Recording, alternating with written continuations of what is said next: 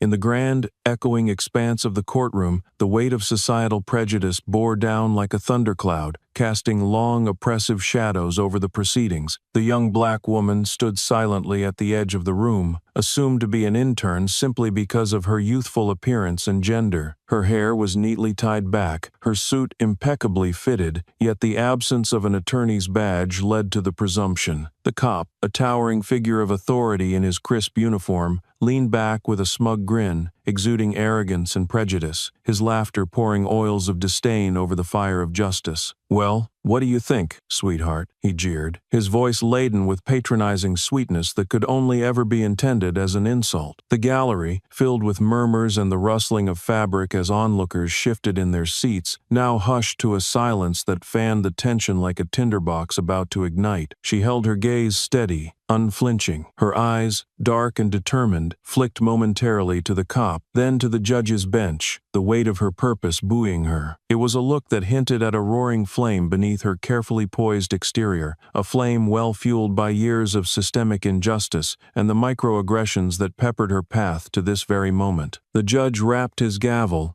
calling for order as the noise crept back like a tide, intruding on the silence. "Miss Washington," his voice announced through the courtroom, "are you ready to present your argument?" The cop's laughter faltered, the realization like ice water over his arrogance. Her name, Washington, a name not of an intern, but of the leading attorney, brought a hushed awe to the room. In that moment, the atmosphere seemed to shift, the air itself vibrating with a sudden and palpable anticipation. Miss Washington stepped forward, a dossier gripped firmly in her hands. Each step she took resounded through the tense quiet like a war drum, echoing the call of justice soon to be served. Everyone in the room could see now. She was no intern, no subordinate to be mocked or belittled. She was the strategist, the architect of the case that threatened to unravel his meticulously constructed facade of authority. "You were saying, officer?" Her voice was calm and steady, yet each word was weighted with implicit challenge. It was a voice that demanded respect and expected truth, cutting through the room's charged silence like a blade through the fog. The cop shifted uncomfortably, his confidence waning under the prying eyes of both the public gallery and the media perched like eagles in the rafters, ready to swoop down and capture every moment of this courtroom drama. What had seemed an easy case, a mere formality to bolster his career, now threatened to become his undoing. In the spotlight of this revelation, Miss Washington unfurled her documents, her expression calm and unyielding as she prepared to lay bare the inconsistencies and contradictions that riddled his narrative like bullet holes. The courtroom, a stage of the nation's conscience, was set for a reckoning long overdue, with her as the fierce voice that refused to be silenced, echoing the cries for truth and justice that history had too often ignored. This unveiling,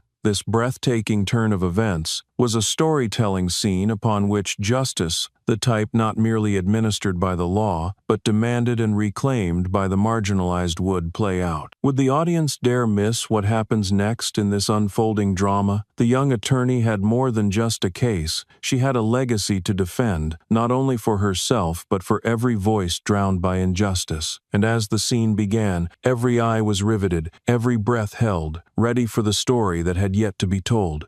The revelation of Miss Washington's true identity sent ripples of disbelief through the courtroom. The cop, whose confidence had been untouchable just moments ago, now stood vulnerable in the harsh spotlight of truth. His cheeky grin crumbled, replaced by a widening of his eyes, as the weight of his mistake settled heavily upon his shoulders. He had pegged her incorrectly, underestimated her resolve and resourcefulness. He had woven her into the fabric of his racial and gender biases, never for a second imagining that she might hold more power in her hands than he could ever wield in his threats and laughter. Yet, Miss Washington was accustomed to such misconceptions. They'd stalked her through her career, shadowed her achievements, crept like an unwanted ghost into every courtroom she'd entered. But today, this courtroom, this moment, she claimed it for her own. It was the place where she would silently dismantle the foundations of bias brick by impenetrable brick. "Counsel," the judge gestured, his gavel now a symbol of her authority in the court. Judgment hung visibly in the air, a paradoxical anchoring in freedom, allowing Miss Washington to stretch her wings wide. Smiling barely, she stepped to the lectern, her presence almost towering despite her modest stature. Behind the facade of calm rested a mind mind sharp as a fresh razor, ready to articulate the weaknesses in the cop's claims, their prejudice intertwined like knotted serpents she would joyfully untangle. "Officer Daniels," she began, her voice firm yet resonant, with a serenity that belied the storm she was about to unleash. "You testified earlier that you responded to the situation in Smithson Park based upon a credible tip-off. Can you corroborate what procedures you followed to verify this tip?" Daniels hesitated, his eyes darting in a futile search for support among his comrades seated behind him. His allies, once steadfast, began to avert their gaze, distancing themselves from the impending fallout, sensing that the tide had turned in ways unanticipated. "Well," he stammered, struggling under her unyielding gaze and the weighty expectation of everyone present. The room seemed cloaked in a layer of thick, unnerving silence, as all awaited his response, the unraveling of possible deceit growing almost palpable. "Officer Daniels,"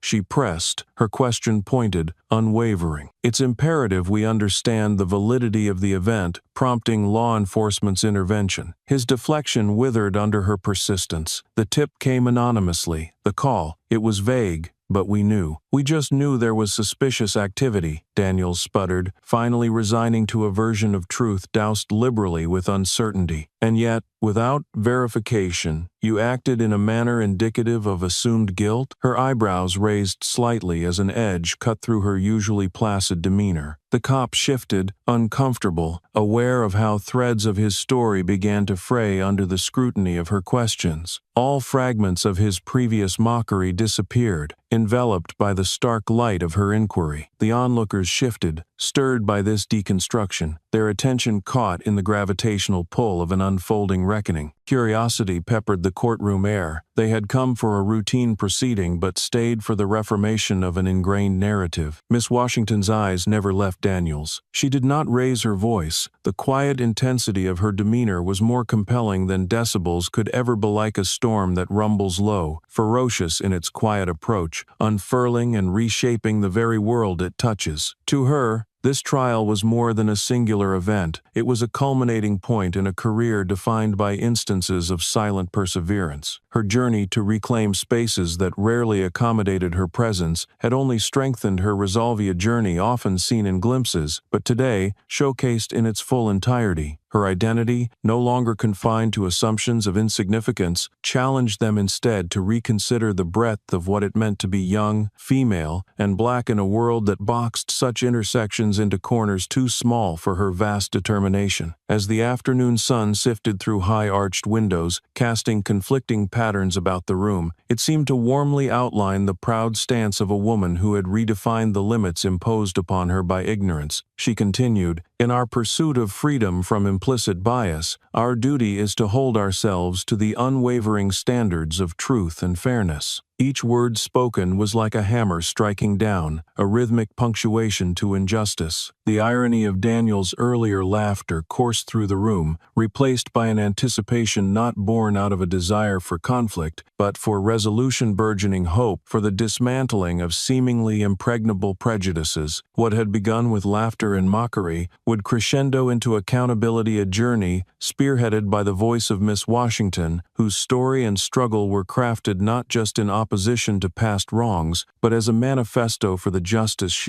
countless others sought and deserved. The courtroom sat in a kind of reverent silence, akin to a spectator's anticipation before an overture reaches its climax. Miss Washington, once prematurely dismissed as nothing more than a spectator herself, now commanded the room with the quiet assurance of a chess player deliberately outmaneuvering her opponent. Her legal strategy was as much about exposing the systemic prejudices as it was about this single case, a painstakingly woven tapestry of logic and evidence holding up a mirror to the biases ingrained within the justice system. Her arguments unraveled with a precision that belied countless hours of preparation. Every point she made was not only a strike against Officer Daniels' testimony but also a broader commentary on the misguided justifications often tolerated within the ranks of law enforcement. With each question, she skillfully laid bare the flaws in his report, dragging into the unforgiving light the discrepancies that danced at the corners of his fabricated narrative. "Officer Daniels, your report states that you responded to the call with urgency due to the possibility of an armed individual," she stated, her voice clipped and exact. "Yet, nowhere in the evidence presented, nor in your report, is there a protocol outlined for assessing the credibility of this threat. Can you confirm how you concluded that imminent danger necessitated your particular course of action?" She paused,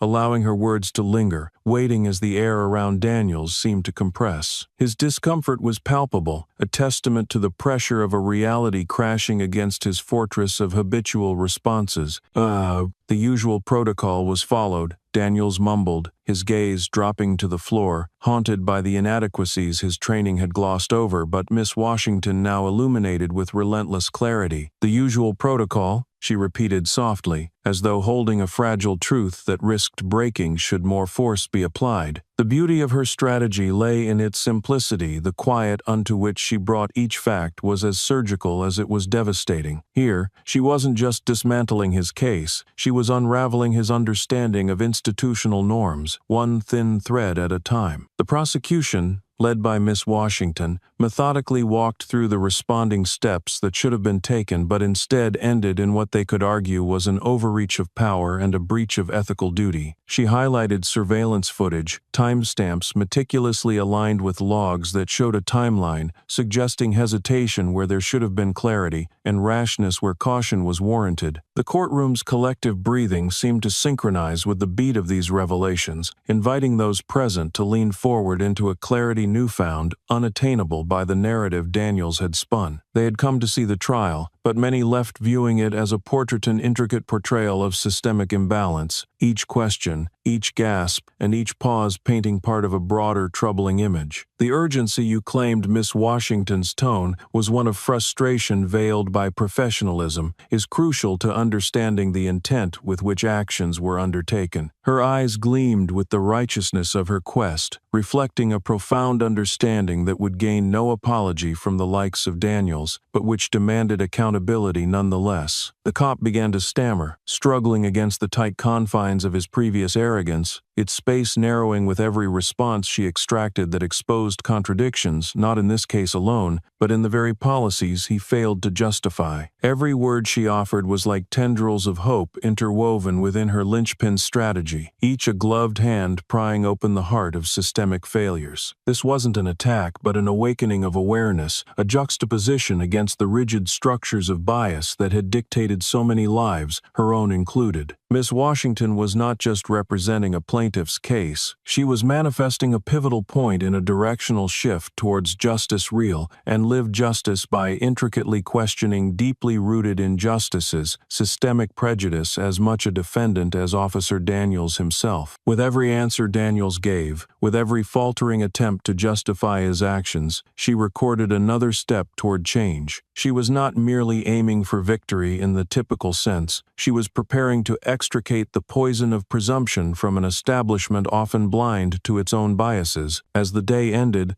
as exhaustion draped the room in a blanket of fervent anticipation for what lay next, there remained an understanding. Miss Washington had not just presented a strategy, she had opened a discourse, one that few could ignore. Her courtroom strategy was a clarion call for equality and justice, a call she pursued with passion as she moved unhindered by the guise of what others presumed she should be. Leaving the courtroom that day, the young attorney walked steadily, a pillar against the advancing twilight, to mull over the next chapter of a strategy spanning far beyond this day, beyond this room, forged in action and resilience. All could see it now, the end game that would set the record straight, not only for her client but for all those watching the wave of change across the nation.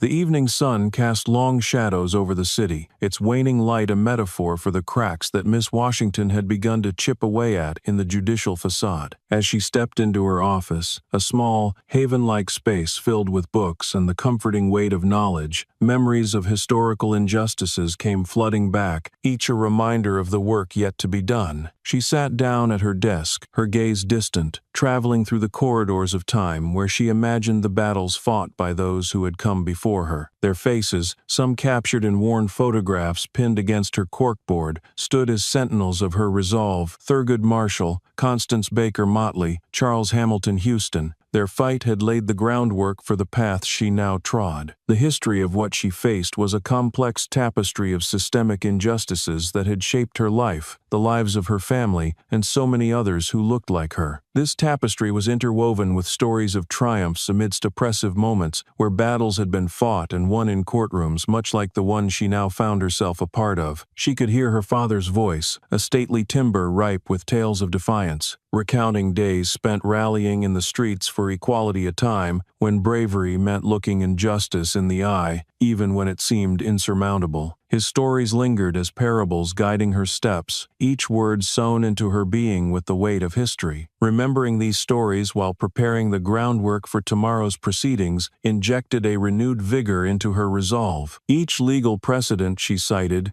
every historical case she studied, was not merely academic to her but a testament to the righteousness of her cause, a continuation of a narrative she was proud to shape. Drawing a deep breath, Miss Washington meticulously reviewed the case files stacked on her desk. The yellowed pages bore the fingerprints of many before her, tinged with scents of old paper and wisdom passed down through the ages. The legal precedents these documents carried served as proof of hurdles overcome, inspiring her own declarations of justice. Each case in her files was a reminder that prejudice had many faces, wearing masks of law and order as it perpetuated inequality. From the Jim Crow laws to the more insidious modern-day policies cloaked in neutrality yet designed to restrict and delay justice, she waged her war with the vigor of those who had fought before and alongside her. As she thumbed through pages and scrutinized annotations, she could almost hear the judge's voice, from a different era, proclaiming, "The law must be colorblind." It was a noble sentiment, quoted often, but rarely observed in totality, a truth she was determined to see reflected not just in word, but in deed. The realization that she stood at a historical junction filled her with both pride and responsibility, emotions that churned with the weight of her ancestors watching, urging her to pave the way for the generations yet to rise. The officers like Daniels, with biases deeply integrated into their professional ethos, were not new adversaries. They were echoes of a time when laws drawn under guises of legality rendered her people voiceless. But here she was, a voice refined by the fires of injustice, determined to break the cycle and steer the discourse toward the equitable justice she envisioned. Miss Washington rose and walked to the window, her silhouette cast against the encroaching darkness outside, a stark contrast, symbolic of the light she intended to bring to the shadows of prejudice. She stood there for a moment, bathed in the ambient glow from street lamps, head held high as she pondered the day's revelations and the days yet to come. The historical context that informed her every action was not a burden but a legacy, one she eagerly shared with those who would listen, to the colleagues who rallied behind her, to the communities whose futures rested in such little moments of victory, to the courtroom audience who bore witness, and to the nation watching with bated breath. In her heart, Miss Washington knew the battles fought and the ones not yet waged were entwined, a continuum of struggle against injustice, requiring both tenacity and grace. And in that continuum, she stood firm, an agent of change unyielding, readying the world for her crescendo as she vowed quietly to herself. Change, rippling from the heart of one courtroom, could indeed transform the fabric of a nation.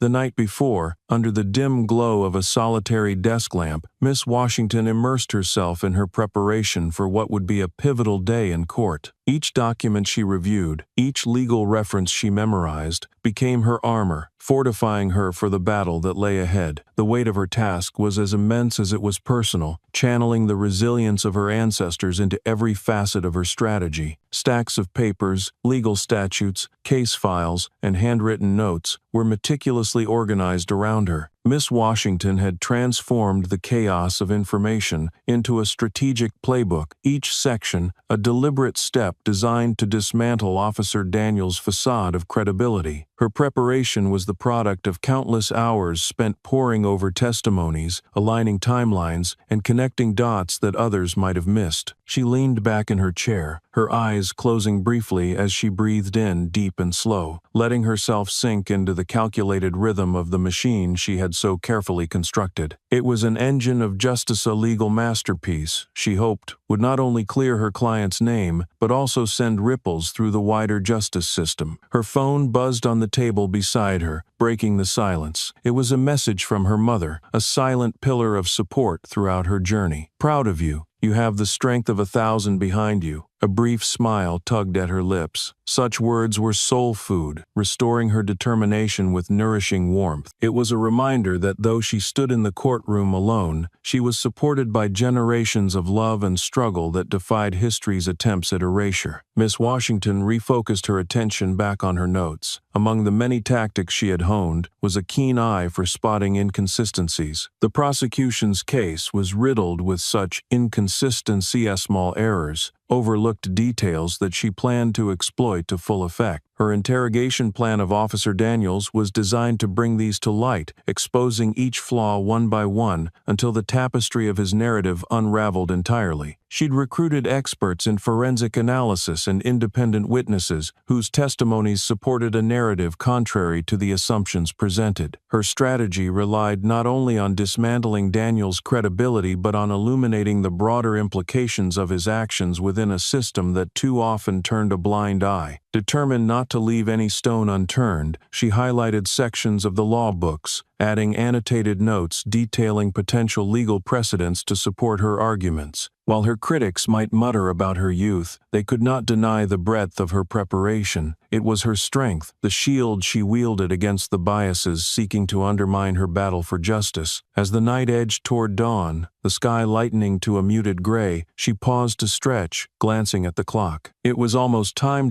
for the fruits of her labor to manifest in the text and subtext of a courtroom drama. She took one final moment to absorb everything she'd prepared, committing it all to the memory activated by adrenaline and an unwavering sense of purpose. At the daybreak, she moved briskly through her morning routine. Her reflection in the mirror was one of focus and determinazione, steely resolve glittering in her eyes, mirrored by the professional attire she donned, garments of a warrior ready for the battlefields of justice. Arriving at the courthouse, she was greeted by nods and murmured encouragements from fellow attorneys and courthouse staff who knew only some of the depth of her preparation. They saw in her a relentless pursuit of truth, a beacon whose light illuminated paths obscured by the shadows of discrimination and oversight. Just outside the courtroom doors, she closed her eyes for a heartbeat to center herself, feeling the whisper of history and legacy at her back. It was time to take everything she knew, believed in, and dreamed of changing, and translate those ideals into the living language of justice. As the doors swung open, the familiar tingle of anticipation hummed through her veins. With every stride, she approached not just another day in court, but a stage upon which justice would be contested and, she hoped, won. This was what she had prepared, for this was her element, her calling, and the epic she carved out of the chronicles of righteousness was just beginning to unfold. In the density of space between silence and judgment, Miss Washington allowed herself a small, determined smile as she strode into the courtroom where the echoes of her preparation would soon reverberate against walls, watching another chapter in the struggle for equality and justice unfold. The courtroom buzzed with a current of tension, a palpable energy woven from the drama unfolding within its walls. Now, seated at the bench, Officer Daniels wore a veneer of calm confidence, though it was brittle, thin as ice over a rushing river. He glanced around the room, eyes settling on familiar faces, colleagues, fellow officers, and superiors who had come in a show of support, unwittingly masking the isolation he felt creeping in around him. The momentary bravado that Daniels wore so carelessly when mocking Miss Washington just the day before was now replaced by an undercurrent of unease. The seriousness of his situation had settled in, and the laughter he had so unceremoniously wielded had long since echoed into the void of his growing anxiety. Miss Washington took her position at the podium, her composure as steady as the march of time, her presence commanding yet unassuming in its familiarity and poise. The courtroom audience, now hushed to a silence buoyant with expectancy, watched as she prepared to dismantle the narrative Officer Daniels had painstakingly crafted. Her first questions, direct and clinical, were designed to lay out the timeline of events, as reported by Daniels, a delicate dance between his assertions and the factual inconsistencies she had diligently discovered. "Officer Daniels," she began, her voice resonating through the room like a gentle yet unyielding tide, "can you state for the court the exact time you received the call reporting suspicious activity at Smithson Park?" He bristled slightly, a reflexive defensiveness taking hold, and answered, "It was approximately 3:45 p.m., and this call was responded to without any additional verification of the information provided?" Her gaze pierced through him, a veritable spotlight exposing the crumbling foundation of his argument. Daniels hesitated only for a breath, blink, hesitation indistinguishable to most. But to Miss Washington, it was a crack in his facade, and she intended to pry it open further. The room seemed to lean in as if physically drawn toward the gravity of her scrutiny. The urgency of the situation didn't allow for further verification, he finally offered, attempting to cloak his answer in professionalism, while the room,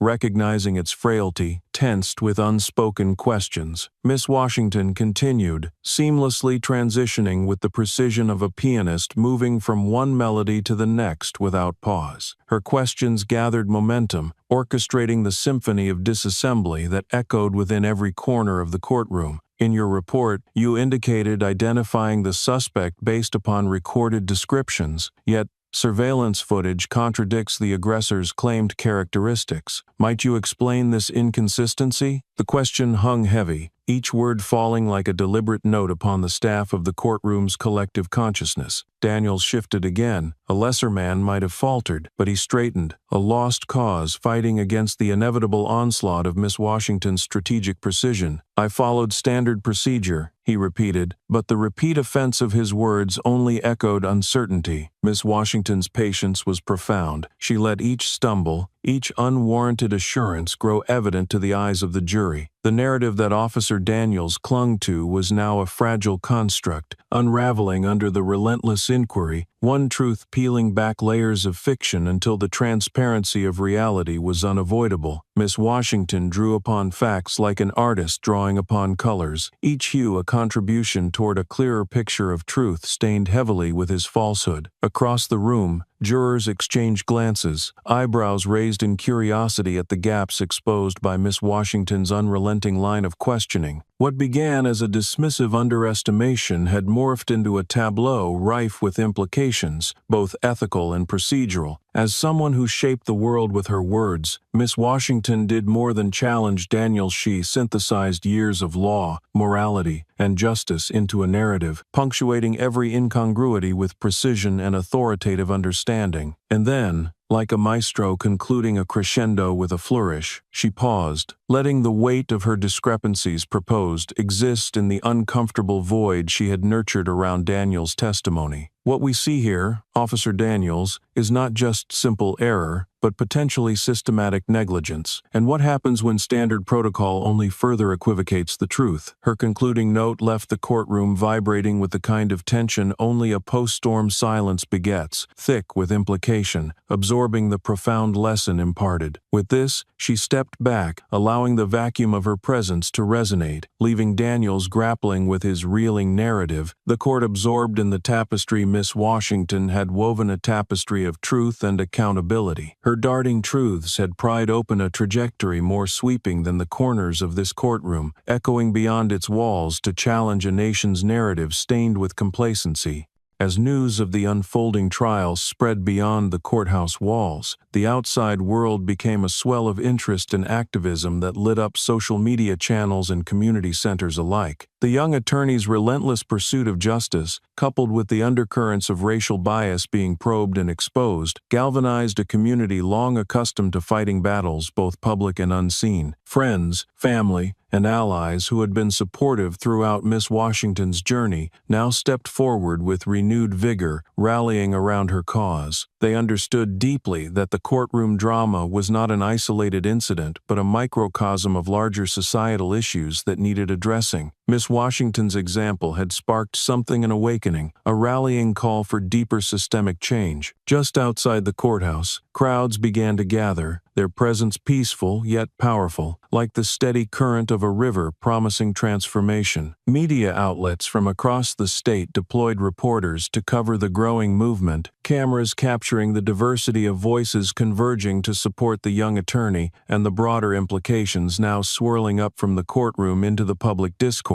One by one, speakers took to the makeshift platform outside the courthouse steps, human amplifiers of stories, pain, and hope. They spoke of experiences with law enforcement, of racial profiling brushed aside by authority, of young lives forever altered by the biases wearing badges. The crowd listened, heads nodding as these narratives interwove with their own, creating a tapestry of shared struggle and resilience that was impossible to ignore. There was Sheila, an influential community organizer with years of experience in rallying for civil rights. Her voice, roughened by age yet fired by passion, stirred the crowd into a cathartic applause as she spoke of the need to reclaim the narrative from the systemic controls that sought to stifle it. "This is about more than just one case," she declared, her voice cracking through the din like lightning through a storm. "This is our community, our children, our future. We cannot let the status quo remain unchanged." In the crowd's response, there was an electricity that would not be quenched. They cheered the audacity of Miss Washington's fight and the reputations she was challenging not simply for herself, but for everyone who had ever found themselves judged by the color of their skin or the biases embedded in institutions. Meanwhile, on digital platforms, hashtags emerged, a rallying cry with Miss Washington at its heart. Tweets and posts proliferated, carrying forth her story and echoing the cries for justice, equality, and reform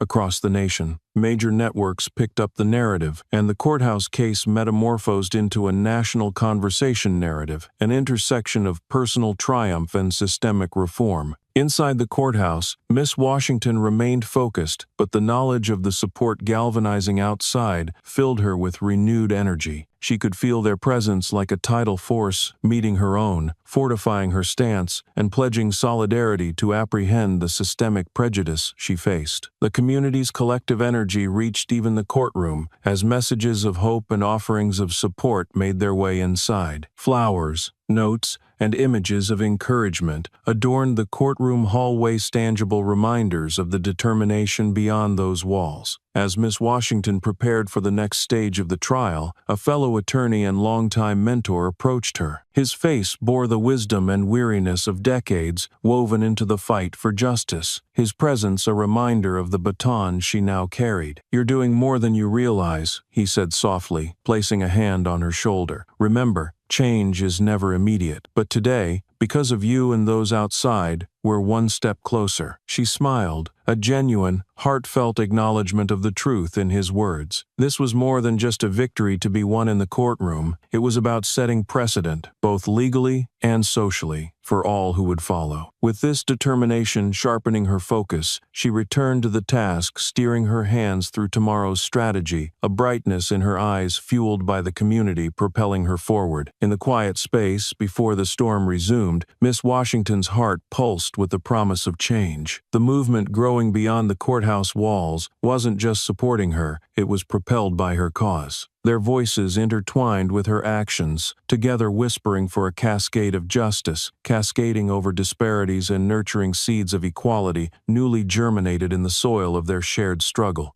Inside the courtroom, the air was thick with an anticipation that matched the density of the documents Miss Washington spread before her, each a crucial strand in the web she had been weaving since the trial's inception. The atmosphere buzzed, not just with expectation but with the gravity of unearthing evidence that could shake the foundations of the officer's case and further reveal a history of misconduct carefully tucked away in shadows. Miss Washington, meticulous in her approach, had uncovered a trove of documents and testimonies that painted Officer Daniels in a starkly different light. These were not mere pieces of evidence. They were explosive revelations, unearthed truths, hidden beneath layers of bureaucracy and conscious neglect. Each piece added a brushstroke to the portrait of injustice, defining more clearly the systemic failures she was poised to challenge. "Your Honor, I would like to present new evidence," she announced, her words a clarion call reverberating through the courtroom. Her voice, steady and authoritative, filled the room with a sense of imminent change. As she maneuvered through the courtroom space, her every move spoke of purpose, determination rubbing against the injustice she was determined to dismantle. The judge nodded, granting permission to proceed, and with that simple gesture the air grew electric, like the sudden hush before a storm's powerful reveal. She turned her attention to the jury, making sure each one grasped the weight of what was about to be unfurled. "We have here court records and internal affairs documents," Miss Washington continued, her fingers deftly arranging the papers into a coherent sequence. Pages flickered under her hand, a dance of ink and foresight. "These detail a pattern of behavior by Officer Daniels that stand in stark contrast to the image presented to this court." She lifted her gaze, rich with an intensity that could melt stone, directed right at Daniels. The officer's formerly assured posture wilted noticeably, his face a flickering tableau of unease as the impending scrutiny bore down upon him. "Officer Daniels," Miss Washington addressed him directly, "are you familiar with these documents from Internal Affairs, documenting repeated instances where your actions were called into question due to excessive use of force?" The courtroom inhaled as one, the silence screaming for truths unspoken until now. Daniels shifted uncomfortably, his expression betraying a history flashed before him, unbidden and unforgiving. His murmured response was barely audible in contrast to the clarity of the accusations now hanging undeniably in the courtroom air. The judge prompted agreement, looking askance at the unfolding drama, their patience stretched thin. Miss Washington advanced, her steps methodical, each a heartbeat resonating with the rhythm of revelation. She leaned over the table presenting the documents, pointing to highlighted sections that underscored patterns of complaints against Daniels, unsettling pinpricks that connected the lines between isolated incidents and systemic negligence ignored for far too long. "These documents demonstrate," she paused, letting the certainty of her words suffuse the room, "that Officer Daniels has evaded accountability time and again. This specific behavior pattern raises deeper questions about the integrity of law enforcement oversight in our community." Her voice carried not just through the audience present, but seemed to ripple outward, joining the chorus of voices outside demanding change. The strategy Miss Washington employed was not to simply incriminate Officer Daniels, but to illuminate for the jury and the nation watching the institutional complacency that allowed individuals like him to operate unchecked. There, in that hallowed courtroom where justice was debated and, hopefully, made manifest, Miss Washington laid bare the truth, a stark and unyielding portrayal of a flawed system and a call to action against it. The jury's collective gaze moved between Miss Washington and Officer Daniels, weighing the scales, shaking off assumptions nurtured by years of implicit trust in flawed systems. They were witnesses now not just to a trial but to the awakening of justice itself, cloaked in the armor of truth afforded by Miss Washington's relentless pursuit. "And so, ladies and gentlemen of the jury," she concluded, passion threading her voice, "I urge you to consider the broader implications of what we've uncovered here. Beyond what this case represents lies your responsibility to elevate justice above the shadows of bias and ensure that finally, accountability is matching with action." With those words, Miss Washington stepped back into the fold of silence she had composed, a composed battlefield upon which awaited further contours of her strategy to be revealed in due course. But for now, in this crescendo of evidence unveiled, the courtroom stood still, the weight of potential transformation heavy in the air, balanced upon the precipice of a decision long overdue. Her pursuit, layered with revelations both singular and systemic, not only challenged wrongful assumptions but sparked a light illuminating pathways toward her vision of righteous justice within and far beyond this courtroom's grasp. In the unfolding theater of the courtroom, Miss Washington's revelations had cast long shadows, forcing those in power to reconsider the very structures they had sworn to uphold. The gravity of her evidence began to ripple outward, unearthing allies in unexpected corners. With silent acknowledgement, these allies found themselves drawn to the young attorney's side, offering guidance, support, and solidarity within a system riven with contradictions. Among these new allies was Detective Harris, a seasoned veteran of the force with his own history of battles against the inertia of institutional inertia. Having observed the proceedings with a careful eye, he recognized the significance of Miss Washington's fight not merely as a courtroom battle, but as a pivotal confrontation against the undercurrents of bias that had long undermined justice. Detective Harris approached Miss Washington during a recess, his demeanor cautious yet sincere, carrying with him years of accumulated wisdom and experience. His presence was steady, like a lighthouse cutting through darkness, signaling safe passage amid treacherous waters. "Miss Washington," he said, his voice carrying the weight of a man who had seen and endured much, "I want you to know, there are those of us in the department who see what you're doing and support it. We need more like you, those who are brave enough to confront our mistakes and push for better." She looked up, surprised, yet heartened by his words. The unexpected alliance formed a bridge across a perceived divide, offering her not just comfort but the promise of collaborative justice. "Thank you,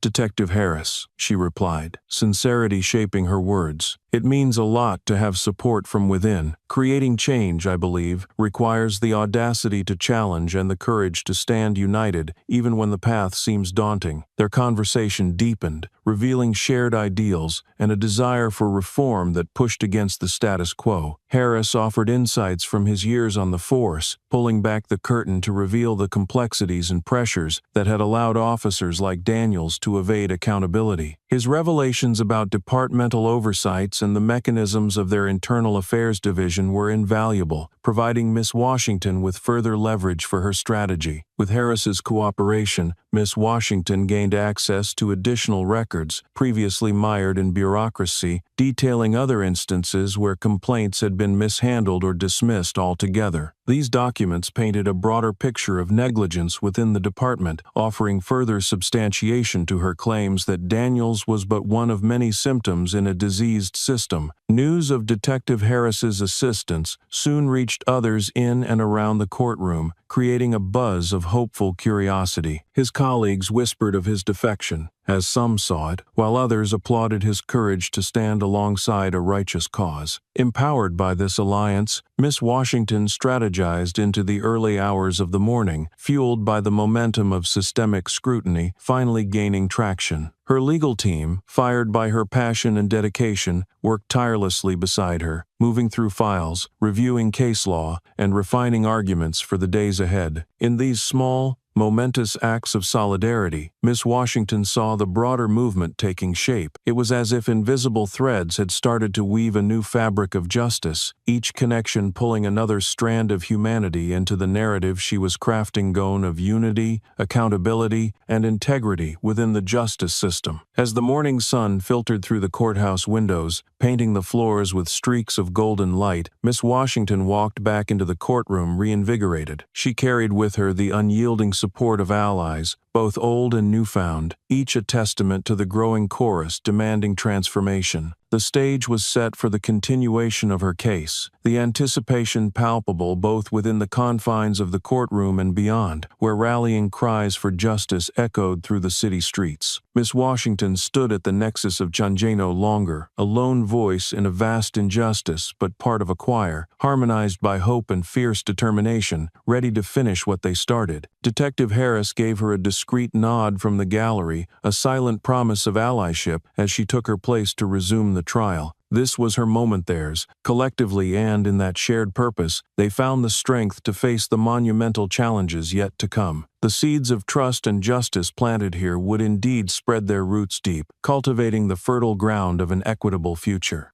The morning sunlight spilled golden across the courtroom, illuminating the assembled faces of the jurors, the judge, and the restless spectators gathered to witness the continuation of a trial that was steadily redefining their understanding of justice. Each flicker of light seemed to cast away the shadows of complacency that had lingered too long, revealing instead a stark and sharper contrast between the pursuit of truth and the defenses of entrenched bias. The atmosphere brimmed with anticipation as Miss Washington stood poised at her table, her documents arranged with meticulous care, her strategy honed to a fine edge by the tireless hours she and her team had invested. This was the culmination of their collective efforts, sheathed in the solidarity forged from shared stories, newfound allies, and the firm resolve to see justice prevail. As the judge signaled the day's proceedings to commence, Miss Washington made her approach, each step measured yet carrying the weight of her burgeoning belief in the possibility of transformation. The courtroom hushed, a collective intake of breath marking the start of another pivotal moment in their shared journey. Scanning the attentive faces of the jurors, she understood the importance of her next move. She needed them to see not just the flaws in Officer Daniels' actions, but the broader implications that this case was symptomatic of deeper, systemic issues within their community's justice system. "Your Honor, I would like to call to the stand Detective Harris," she announced, her words slicing through the silence like a beacon. Detective Harris rose from his seat in the gallery, his presence commanding and underscored by the intangible authority of integrity. The courtroom watched with renewed interest as he took the stand, adjusting his posture before facing the jury. Under Miss Washington's guidance, Detective Harris began to recount his experiences with the department's handling of cases similar to that of Officer Daniels. His testimony was grounded in personal accounts and corroborated by the newly accessed records Miss Washington had meticulously scrutinized. He spoke clearly about the patterns of dismissiveness and oversight imbued within the department's processes, providing a narrative that complicated the assumed innocence of existing protocols. "The issues we face," he stated solemnly, "aren't isolated. They're part of a systemic neglect that has serious implications for how justice is served or overlooked in our community." Miss Washington allowed his words to linger, granting the jury the space to absorb the gravity of what they were hearing. She then deftly guided Harris through a series of questions designed to illuminate not only individual accountability but institutional responsibility, probing the heart of neglected reform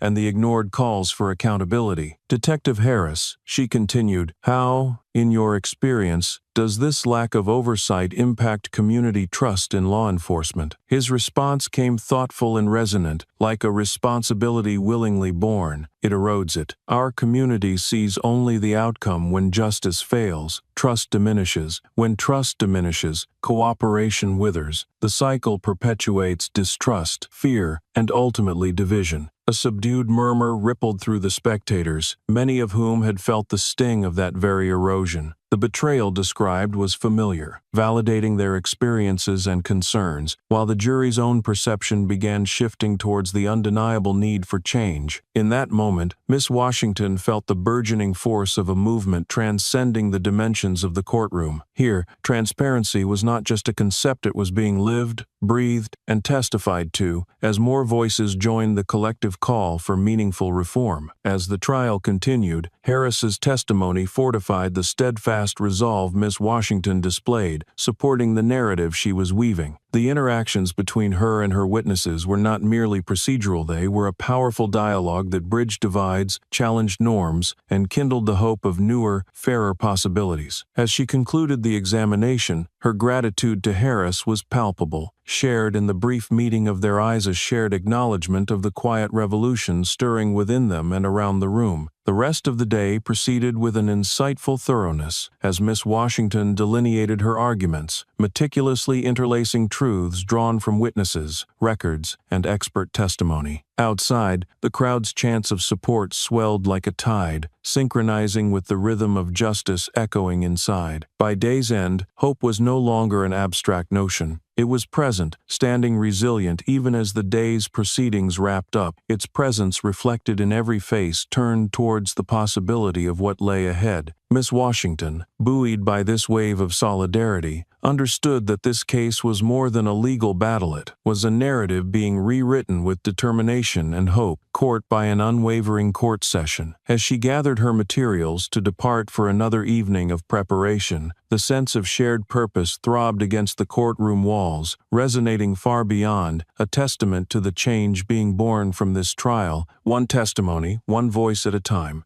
As dawn broke over a city holding its breath for the next act of this profound courtroom drama, Miss Washington prepared herself in the quiet of her office. Outside, the rhythm of footsteps and whispered conversations could be heard as another day of the trial commenced, a low hum against the backdrop of an unfolding narrative that had captured the minds and hearts of many. With the groundwork meticulously laid and the weight of undisclosed alliances now shoring up her case, Miss Washington pondered her next move. It wasn't merely about the facts anymore. It was about orchestrating the flow of evidence and testimony to build a crescendo, the kind of moment that would resonate deeply, casting reverberations far beyond the confines of wood-paneled walls and legal definitions. The courtroom was packed this morning, every seat taken, and every eye fixed on the center stage of justice being unraveled before them. Journalists poised themselves at the ready, pens twitching to catch every turn of phrase, every nuance of strategy executed with precision by the rising star at the helm of this trial. Today's proceedings carried with them an unexpected twist that Miss Washington had strategically held back, a chess move designed to throw her opponents off balance and reveal the depths of systemic rot she was aiming to correct. She called to the stand a witness not yet disclosed in her initial feelings, a former internal affairs officer who had, until now, remained a silent observer of the department's inner workings. Officer Montez, a woman who had fought her own battles against the patriarchal prejudices cloaked in rank and file, was brought forth to testify on the murky waters within which departmental processes operated. As Miss Washington guided Montez through her testimony, a picture of negligence coupled with long-standing cronyism emerged. Montez spoke with an unwavering frankness, detailing instances of manipulated reports and overlooked misconduct within the same precinct overseen by Officer Daniels. Her revelations were not merely about errors in judgment but about a pattern of calculated oversight ruled by personal agendas and prejudices that had allowed some officers to operate with near impunity. "This wasn't just a few bad apples, Your Honor," Montez said, her voice clear and steady. "We've witnessed time and time again those who uphold the law bending it to protect themselves over their duty to the public, creating walls where transparency should be." The courtroom inhaled a communal gasp, eyes darting nervously between Miss Washington, Montez, and Daniels, who for the first time seemed truly shaken, the veneer of certainty pulled back to expose an uncertain underbelly. Miss Washington pressed on, strategically highlighting Montez's points with documentary evidence of such omissions files she'd acquired through the threads of cooperation woven with Harris and like-minded allies. The weight of these documents, each meticulously itemized within patterned neglect, lay heavily on the courtroom table, a testament to collaboration reshaping the trial's directional compass. The gallery, filled with an audience split between supporters of the reform and those skeptical of its need, leaned into the unfolding testimony with a palpable curiosity tinged with disbelief. Their collective awareness was coalescing around one undeniable truth: that the scales of justice as they knew them were not balanced, and the mechanisms overseeing them were ripe for recalibration. As Miss Washington and Montez navigated the intricacies of policies subverted for convenience and power, a shift began to take hold within the room. Jurors, previously impartial, now showed hints of skepticism toward the thinly cloaked deceptions revealed before them. Members of the public and press exchanged hushed conversations, realizing the broader implications were not just abstract, they were rooted deeply in the architecture of their everyday lives. Montez's testimony concluded, but the echoes of her words hung heavily in the air, threading through history and echoing a call to arms for renewed integrity and accountability within the justice system. As the day drew to a close, proceedings winding into the delicate lull of recess, Miss Washington made eye contact with the jurors, their faces a tapestry of contemplation and resolve. She knew the narrative moving forward would be one of transformation, not merely for her client or her case, but for a system that had borne the burden of complacency for far too long. Walking out of the courtroom into the late afternoon sun, she held her head high, her heart buoyed by an unfolding realization. she was not alone in her endeavor. Surrounded by allies and supporters, both unexpected and steady, they marched quietly and collectively towards a tomorrow promising accountability and renewed faith in a justice system made whole by transparency and truth. This day's crescendo was but another note in the symphony. Miss Washington was conducting a movement toward justice born not just out of necessity, but out of an unwavering commitment to equality and the continued nurturing of a system where voices, once silent, found strength and harmony together. As the courtroom reconvened, its atmosphere charged with the reverberations of yesterday's revelations, Miss Washington readied herself for the dissection of one of the trial's most crucial moments, the cross-examination of Officer Daniels. The room was perched on a precipice, anticipating the careful unraveling of the fabric that he'd woven with threads of assumed authority and unchallenged narrative. Daniels sat stiffly in the witness stand, his demeanor more restrained, the earlier arrogance now tempered by an awareness of the gravity wrought by Miss Washington's adept maneuvers. His uniform seemed an imperfect armor against the weight of questions poised to excavate truth buried beneath layers of institutional indifference. Miss Washington approached him with the grace of a practiced dancer, each movement a carefully considered step towards revealing the truth. Her eyes never left him, drawing a line of unspoken tension squarely between them, a channel through which the tide of questions would flow. "Officer Daniels," she began, her voice carrying the precision of a scalpel, "earlier, you described the events leading up to the arrest as a routine intervention. Can you elaborate on what routine means in this context, especially given the outcome?" The question pierced through the silence, not simply seeking an answer but dismantling the framework of complacency that often shrouded routine actions. Daniels hesitated, a flicker of uncertainty crossing his features as he struggled to articulate a definition under the scrutiny of the courtroom's expectant gaze. Routine. Well, routine implies following standard procedure, assessing and acting to maintain order, Daniels finally responded, his words attempting to sit firmly grounded, yet lifting dust of doubt, stained by recent revelations. Miss Washington paused, allowing his words to hover in the charged air before slicing into the space with her next question, designed to expose the superficiality cloaked within. "And in this routine scenario, would you say the same standards you follow ensure objectivity free from bias, intentional or otherwise?" Every word was a ripple, cascading through the jury's understanding, with a demand for introspection. Daniels shifted in his seat, the courtroom holding its collective breath as he wrestled with the implications of her question, seeing now the swell of expectation from a jury, increasingly aware of the trial's dimension of gravity. "I believe all actions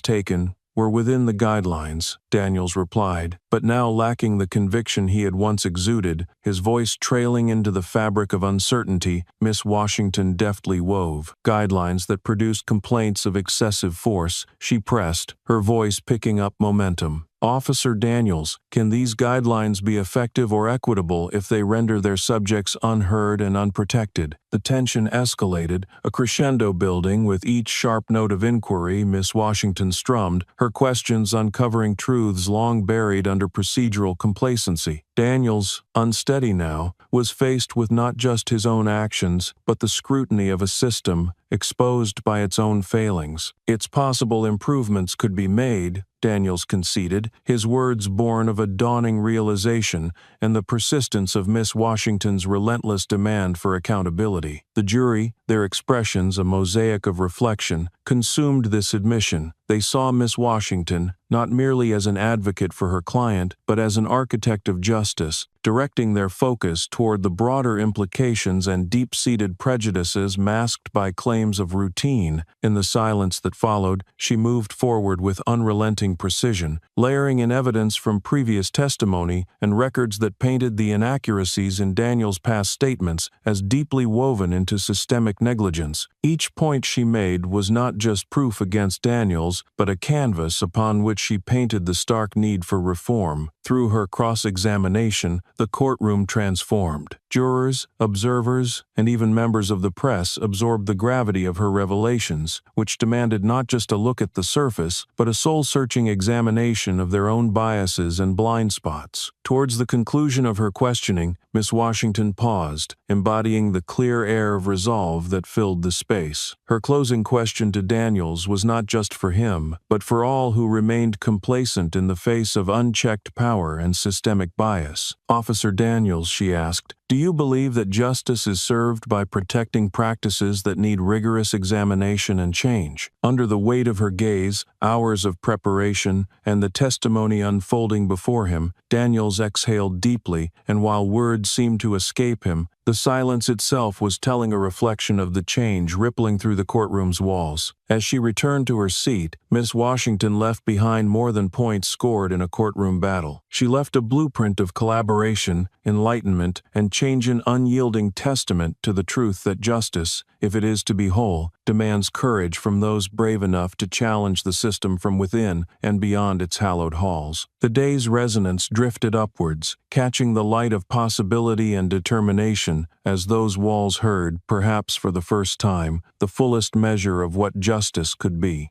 In the wake of Miss Washington's incisive cross-examination, the courtroom buzzed with the weight of shifting perspectives. The fabric of assumed narratives and ingrained systems was being carefully unpicked, revealing beneath it a pattern of complacency and disregard that many could no longer ignore. Her questions had sparked more than just responses. They had ignited a profound introspection that extended beyond the wooden benches and stately pillars of the courtroom. Jurors and spectators alike now felt the subtle but unmistakable tremor of a justice system being held to account. What had begun as a palpable tension in the room evolved into a quiet, contemplative atmosphere, each silence more eloquent than 1,000 spoken words. For a moment, it seemed as if time itself held its breath, waiting to see where the scales of justice would tip. Amid this reflective calm, Miss Washington could sense the shifting sands within the jurors' minds. Their faces, serious with newfound responsibility, now displayed hints of curiosity and empathy, each expression a canvas where the trial's complexities painted vivid new understandings. With her next strategy in place, Miss Washington had planned to introduce new insights from community members affected by the systemic practices under scrutiny. She presented statements from residents who had witnessed the effects of unchecked power and biased enforcement, drawing deeply from the well of human experience too often dismissed in legal discourse. "Your Honor," she addressed, her voice imbued with both gentleness and commanding resonance, "I would like to submit testimonies that reflect the community's collective experience, illustrating both the personal impact of actions like those conducted by Officer Daniels and the pervasive need for structural reform." The judge nodded, allowing her words to flow unimpeded into the courtroom's consciousness. The power of these stories was undeniable. They painted not just statistics, but the beating heart behind abstract concepts of law and order. A youth detained for merely walking home at dusk, a mother discredited when her concerns were brushed aside, faces each bearing witness to the myriad ways discretionary authority could twist into oppression. One such jarring account came from a young man named Andre, whose courage to speak echoed his frustration and fatigue. Having been stopped on multiple occasions without cause, Andre's story resonated with the realities of many, his words stirring the room with their unvarnished truth. "I shouldn't have to feel grateful just to make it home safe every night," Andre articulated, voice steady but fervent,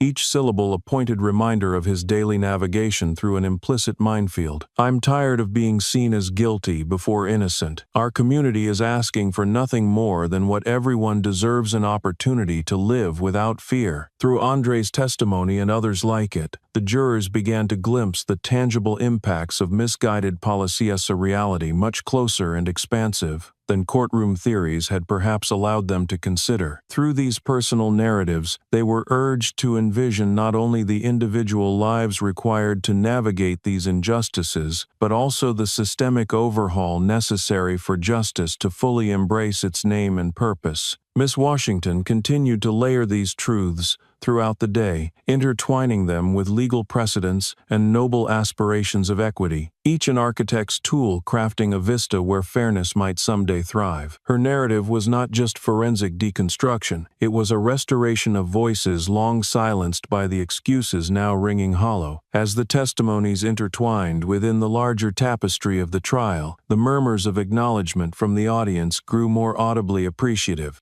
Observers began to grasp the integrated complexities behind the sometimes sterilized language of law, feeling the ramifications ripple through their own perceptions of right, wrong, and what justice could mean when applied deeply and dutifully. Miss Washington doubted not that this trial was a fulcrum of potential, its outcome holding the power to sway not only a court's verdict, but also a community's faith in transformation, and its clarity resonated far beyond these momentary walls. As the shadows of evening began to stretch across the courtroom, draping everything in the soft hues of twilight, the day's proceedings were brought to a pause. Resting assured she had unearthed truths unspoken and called upon action unmet, Miss Washington and those who stood with her in the pursuit of justice reflected collectively on what had been achieved. She knew the path ahead was still fraught with challenges, and yet optimism warmed the tentative roots planted by this newfound perspective, a shared understanding that, though the journey was daunting, the clarity of purpose could guide them true. In this pause before the next chapter resumed, Miss Washington felt, enveloped in the narrative of resilience and realization, the shared anticipation of a dawn that dared all to hope, even demand for justice, reborn through the prism of fairness, equity, and unity. The courtroom sat, an orchestra awaiting its conductor's signal, prepared to translate missives of righteousness into acts of reality, each note harmonious with the symphony of change now resounding through their collective conscience. Beyond the confines of the courthouse, a weathered city carried on with its daily routines, largely unaware of the storm of transformation brewing within its own courthouse walls. Yet among those deeply involved in the trial, the weight of the unfolding moment was as vivid and inescapable as the humid summer air pressing against the city streets. For Miss Washington, the trial was not merely a career milestone but a convergence of professional dedication and deeply personal stakes. The stacks of evidence and testimony were her armor, and beyond them lay the battlefield. A domain familiar, yet fraught with risks, where each decision bore the potential for triumph or undoing. In a brief recess from the courtroom intensity, Miss Washington slipped into a 1,000-yard stare, her thoughts drifting to the sacrifices made along her journey, a path lined with personal struggles and moments of steely determination. Every late night spent poring over law books, each whispered word of encouragement from her mentors, and the unshakable resilience she drew from her community, all coalesced into the essence of who she had become. She recalled evenings spent with her grandmother, the matriarch who lived through the civil rights movement, her stories laden with both hardship and hope. Those tales colored Miss Washington's childhood, etching a roadmap to justice upon her heart, instilling within her the mindset necessary for navigating the twisting paths of prejudice and systemic resistance. Her grandmother had once told her, "We aren't just fighting for ourselves, but for those who come after us. Justice is a path lit by the bridges you've burned and built." It was this ethos that propelled her, binding generations of struggle with actionable steps toward redemption, reconciliation, and genuine change. Yet, her commitment to this trial had not come without personal cost. Dinners missed, friendships strained under the weight of constant focus, and a personal life placed firmly on hold had formed the background chorus to her relentless pursuit of a larger purpose. Each choice she made brought with it solitude she consented to carry, understood only by those who shared her calling, whose battles were often fought alone. Returning to the courtroom, Miss Washington assumed her place with renewed vigor born of reflection. She saw clearly how the history she tugged at in the shadows of justice matched the echoes preserved in courtroom whispers and public consciousness alike. Attired with newfound conviction, she readied herself to re-engage the collective consciousness mounted within those wood-paneled walls. The next phase of the trial unfolded with pivotal precision. Witnesses supportive but cautiously forthcoming provided testimonies that expanded the moral, not just legal, integrity of her narrative. Their words resonated in a chorus challenging complacency, each statement a stepping stone toward compelling the necessary evolution within the system. Yet, amidst the trial's visible ebbs and flows, Miss Washington wrestled with the anticipation of another pivotal juncture. A key witness she had intended to call on who could illuminate a critical facet of departmental cover-up had become elusive, the fog of uncertainty tethering itself to her plans. Gurdeep, a promising young officer, possessed potential insights into departmental policies obscured to the public eye, but would his testimony blaze a courageous trail or sputter under internal pressures? As the jury became more receptive to the layers of her case, her attention remained anchored to the precarious balance between what had been revealed and what lay hidden. This internal vigilance, more than the factual skirmishes, represented the heart of her crusade of the tightrope between defeating bias mechanized in statute and precipitating a true comprehension of justice unrestrained by precedent. Recognition of personal sacrifice intertwined with this broader mission manifested in a renewed resilience, her personal struggles echoing the trial's public imperative.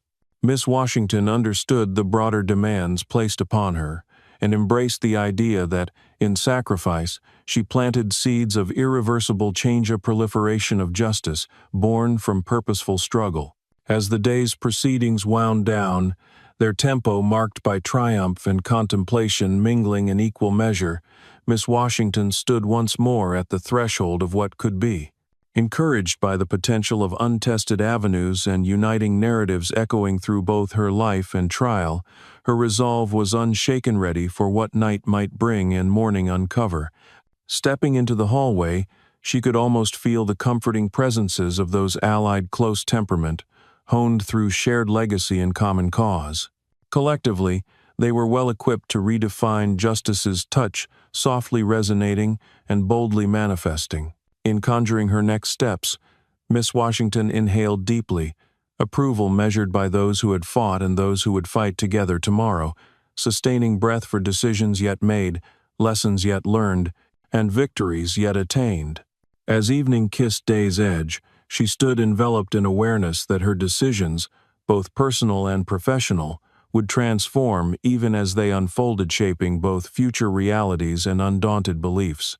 The trial had captured the city's imagination, with each day spilling forth vivid narratives of prejudice and courage that resonated far beyond the courtroom. As news channels streamed updates and social media buzzed with fervent discussion, the story became a crucible of communal introspection, a moment when the hopes and demands of people resonated against the stoic edifice of the judiciary system. Inside the courthouse, the gallery was packed with familiar faces and strangers, alike spectators who had become invested in both the trial and the woman steering its course with such poised determination. Among those gathered were individuals whose lives had been touched by the themes playing out in court, their stories hidden but reflected in the public fight for justice they observed. Against this backdrop, Miss Washington stood poised to readdress a narrative that had for too long gone unchallenged. The next phase of the trial would center around harnessing this burgeoning public consciousness while navigating the turbulent waters of media exposure and societal expectation. The coverage had advanced beyond simple trial reporting. It had evolved into a conversation on a national scale, sparking dialogues in living rooms and offices about race, power, and the law's role in preserving or dismantling these structures. It was now interwoven into the collective narrative of communities across the nation, each looking to this case as a beacon of potential change. One of the reporters, a young black journalist named Malcolm Jacobs, had been particularly moved by the unfolding events. His coverage remained keenly focused on the implications of Miss Washington's work, aligning it with broader historical movements and drawing parallels to societal shifts that, years later, had become defining moments of progress. Malcolm had reached out to Miss Washington for an intimate discussion on her motivations and the repercussions of the case. Initially hesitant, she recognized the value of the dialogue. Malcolm aimed to create the opportunity to amplify the nuanced intricacies of justice beyond the black and white confines of her legal documents. Over coffee in a quiet corner of the courthouse cafe, Malcolm posed questions with a sincerity that mirrored the public's curiosity. What motivates you to take on cases like this, given the personal costs involved? Miss Washington considered the question for a moment, her gaze thoughtful. I guess it's not just one thing. It's a tapestry of reasons, she began, her her voice carrying the assurance of someone who understood the importance of every stitch in that tapestry. "My motivation stems from both personal experiences and the historical context we're all a part of. We're challenging narratives that were entrenched long before any of us were born, and our efforts carve pathways for those who will follow." Malcolm nodded, the weight of her words resonating deeply. "And what about the personal sacrifices? How do you balance the demands of a case like this with your own life?" Her smile was one of quiet resolve. "Balance is elusive, but I don't see this as just my journey. It's a collective effort, and in that collective, I find purpose, and in purpose, fulfillment in a way I never could outside of this work." Their conversation, captured through Malcolm's perceptive lens, became more than just an interview. It became a portrait of a movement captured in the embodiment of its advocate. His subsequent article, infused with passion and insight, spread through networks both digital and traditional, amplifying voices that had too long echoed unheard within society's margins. Back in the courtroom, the trial's every nuance reflected this broader consciousness shift. Expressions of empathy and understanding flared briefly on faces among the jurors, signs of evolving beliefs taking root amidst the well-tended soil of ongoing discourse. The day continued with Miss Washington deftly coordinating witness testimonies and approaching each piece of evidence with the care of a sculptor chiseling justice from raw stone. Her work dovetailed with mounting public support outside a tapestry of shared stories woven thick with demands for accountability and reform. As the courtroom emptied for the day, onlookers lingered in clustered conversations outside, their voices a mixture of optimism and resolve, fueled by the power of seeing justice, addressed not simply as a singular pursuit, but as a collaborative quest toward collective healing. The pulse of the city syncopated with the rhythm of the trial, each day forging deeper connections between individual struggles and communal potential. Here was proof that change was not just theoretical, it was tangible, it was living, and it was given breath by every person who believed in the possibility of a future sculpted in fairness and equality. Miss Washington stood on the courthouse steps, feeling the murmurs of the city swirling around her like a tide. The trial, a manifestation of their shared hopes and the echoes of lives intertwined through struggle, was now not merely a fight for justice, but a testament to an evolving narrative of courage, unity, and unrelenting change.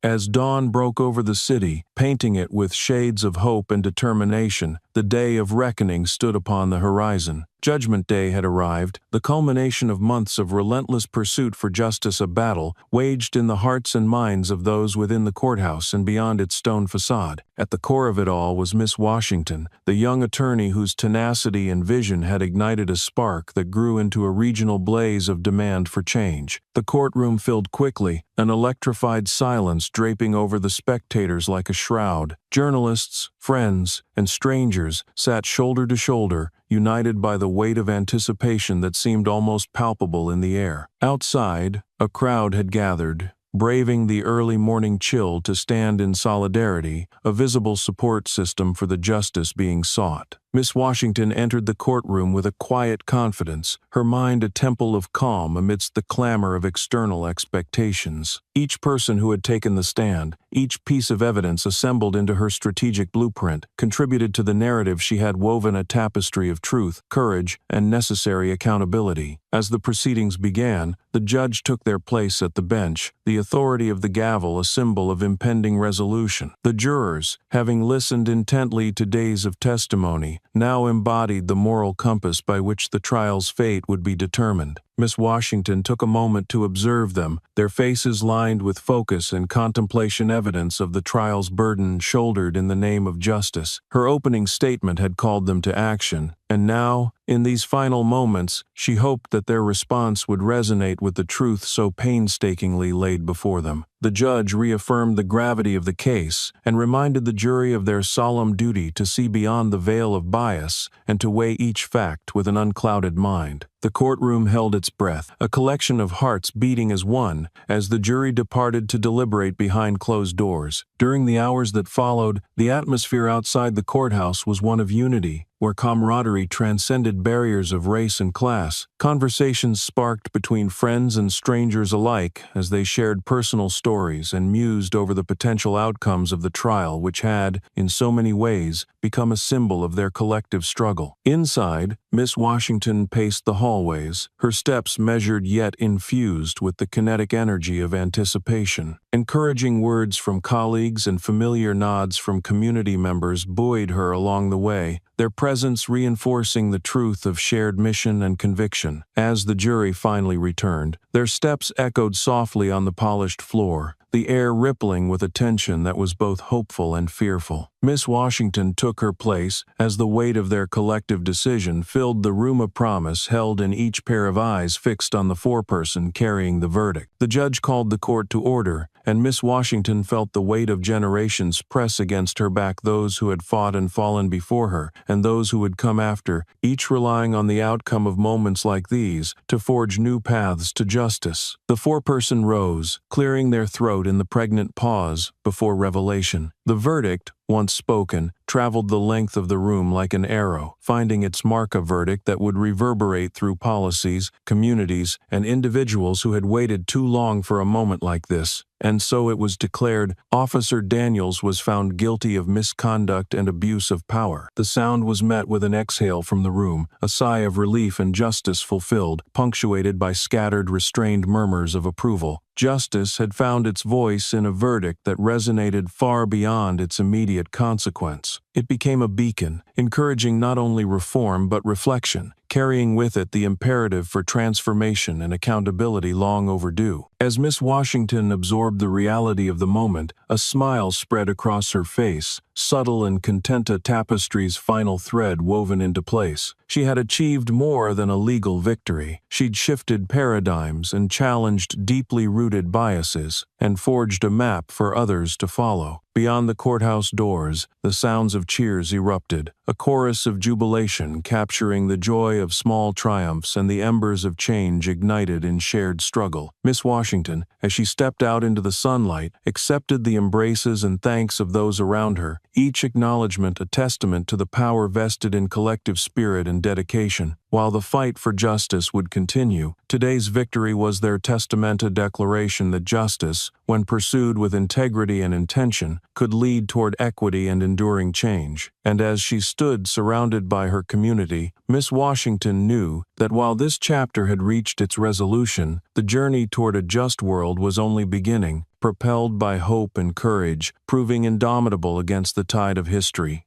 The verdict echoed through the hallways of the courthouse, sweeping away the pent-up tension like fresh air filling a long-sealed room. Miss Washington stood at the epicenter of this seismic shift, feeling the emotional tremor radiate outward, its shockwaves carrying the charge of possibility to every corner of the community and beyond. As the reality of what had been achieved settled over those present, Miss Washington took the stand once more, not as an attorney of the defense nor the prosecution, but as a harbinger of reflection and closure. The courtroom murmurs hushed, all eyes returning to focus on her, a figure who had become synonymous with a crusade for justice. Her expression was solemn, yet a lightness glimmered in her gaze that spoke volumes to the inner triumph over struggles both personal and professional. She looked upon familiar faces, jurors who had listened earnestly, reporters who had followed each twist with diligence, and community members who had pledged unwavering support. "Your Honor," she began,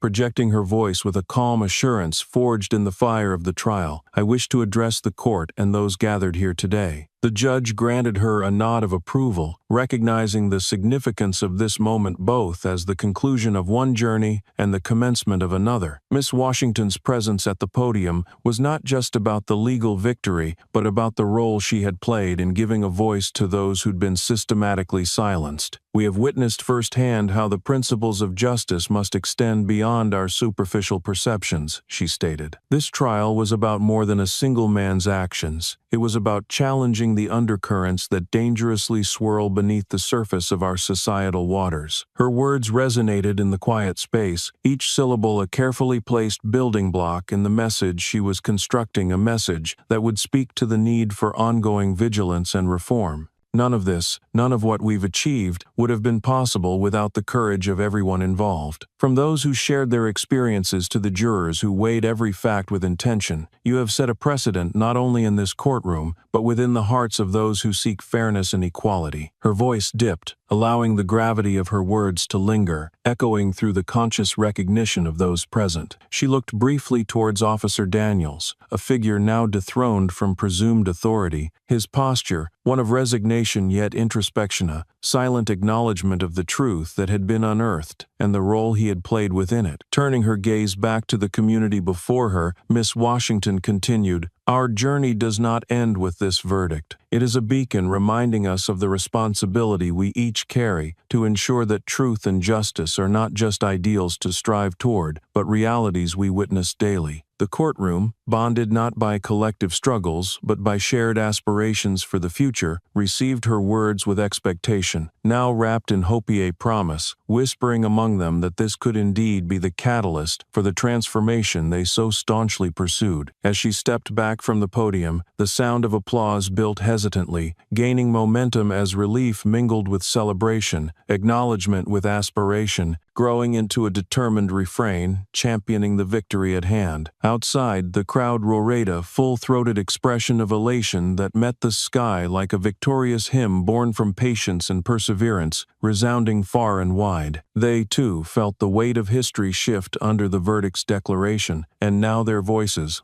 lively and indomitable, sang of progress and future change. Miss Washington exited the courthouse, stepping into the embrace of both sunlit determination and an animated circle of family, friends, and advocates who had stood alongside her through the undulating trials of the past months. A hug from her mother brought her grandmother's words back, the reminder melding with the reality around her. Today, Miss Washington knew those bridges both burned and Bill had shaped a transformative path. Her work was far from done, but as the collective strength of the community met with her unwavering spirit, the journey forward appeared both clear and limitless. With her heart swelling with gratitude and determination, she savored each interaction, every congratulation a testament to the power of solidarity and justice when championed with integrity and resolve. And as she stood amidst the voices promising brighter days to come, she welcomed the future with open arms, undaunted, unbroken, and unyielding in her pursuit of a world where justice was not a dream deferred, but a promise fulfilled. The courtroom, once a battleground filled with tension and the weight of expectations, now stood as a monument to justice achieved. Yet, as the dust of the trial began to settle, the real work of transformation was just emerging from the shadows of judgment. Outside, the air buzzed with a palpable energia, reflection of the historic victory within. The verdict had not only brought justice to the case at hand, but had also laid the groundwork for a more sweeping change that had the potential to reach far beyond the courthouse steps. The day's events had sent ripples through the media landscape, igniting public discourse in homes, on the streets, and through the tangled web of digital connections that stretched across the nation. The case had become a standout moment in a pivotal chapter of American justice, a clarion call to action, resounding in every follow-up report and opinion piece that filled the airwaves and printed pages. Miss Washington, standing amidst the celebration and reflection of the verdict, felt an overwhelming sense of duty not just to those who had supported her but to every voice that had ever been marginalized, dismissed, or ignored by a system rife with flaws. The echoes of her courtroom triumph mingled with the fresh resolve of knowing that this was an inflection point, a turning mark upon which future progress might pivot. As she spoke with the community gathered outside, calls for further action and reform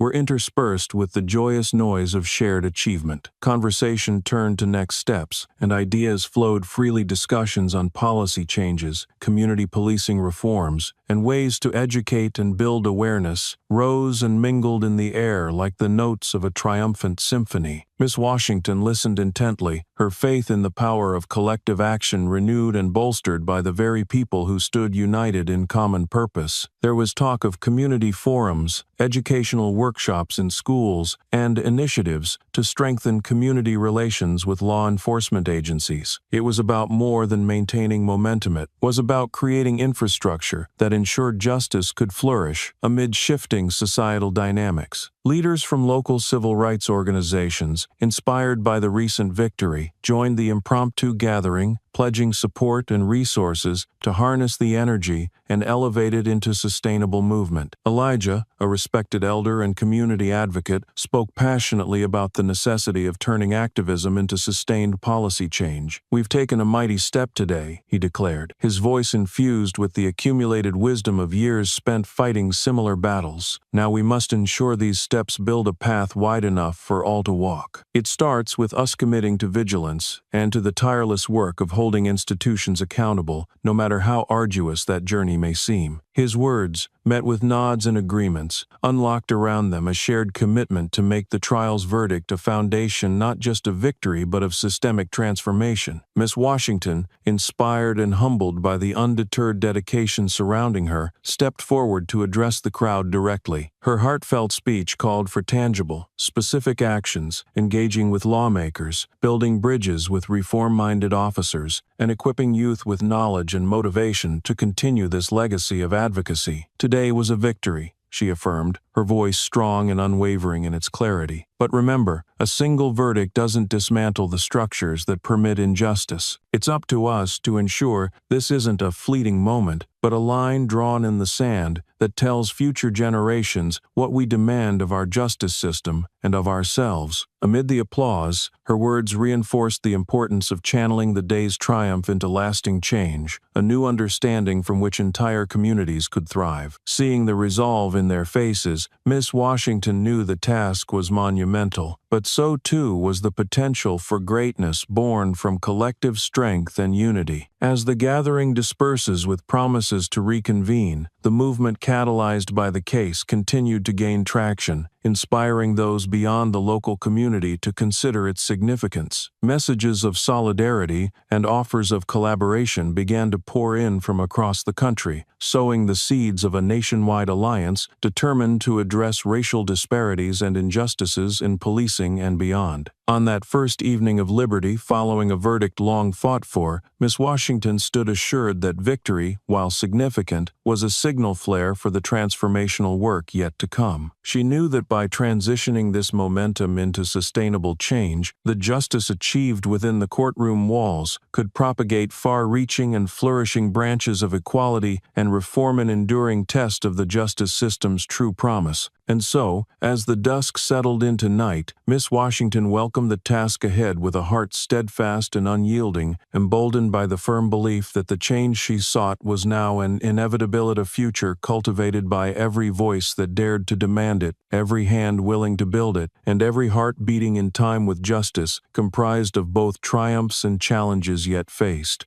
As the courthouse's formidable silhouette faded into the rearview mirror, Miss Washington let herself breathe in the reality of the moment. For the first time since the trial's inception, a sense of peace washed over her. The city hummed with an electric aura of triumph, the echoes of justice still resounding in the minds and hearts of its citizens. Yet, amidst the euphoria, the real challenge awaited the emotional aftermath for both a community in need of healing and for herself, an advocate now rebooting from the rigor of her battle. The streets, once tense and silent in anticipation, now pulsed with life. Conversations crisscrossed the avenues, laughter punctuating tales of how a single courtroom verdict had already sparked real change in attitudes and discourse. Families gathered, community leaders planned meetings for future town halls, and a sense of validation found its rightful place amid a legacy of struggle. Despite the day's triumph, Miss Washington was acutely aware of the deep wounds that still lingered. She knew the victory was bittersweet, a definitive statement against injustice, yet not an erasure of it. There remained the delicate work of rebuilding trust, the painstaking task of reaching across the divides that the trial had exposed so keenly. Returning home, she allowed quiet solitude to envelop her. Her modest apartment was a sanctuary from the whirlwind of the past weeks, a place of comfort gently lit by the soft glow of streetlights streaming through the window. Exhaustion, both physical and emotional, slowly began tugging at her resolve, demanding acknowledgement despite her persistent drive. She replayed the trial in her mind, each moment, each argument a complex mosaic painted with dedication, sacrifice, and the endless rehearsal of truths. It was not only her professional acumen tested on those scales, but her capacity for empathy and unwavering belief that the justice system could indeed transcend its flaws when wielded with integrity. Closing her eyes, she conjured the faces of those who had shared their stories, of Andre, of Sheila, of Detective Harris, and Officer Montes, everyone who dared to stand alongside her.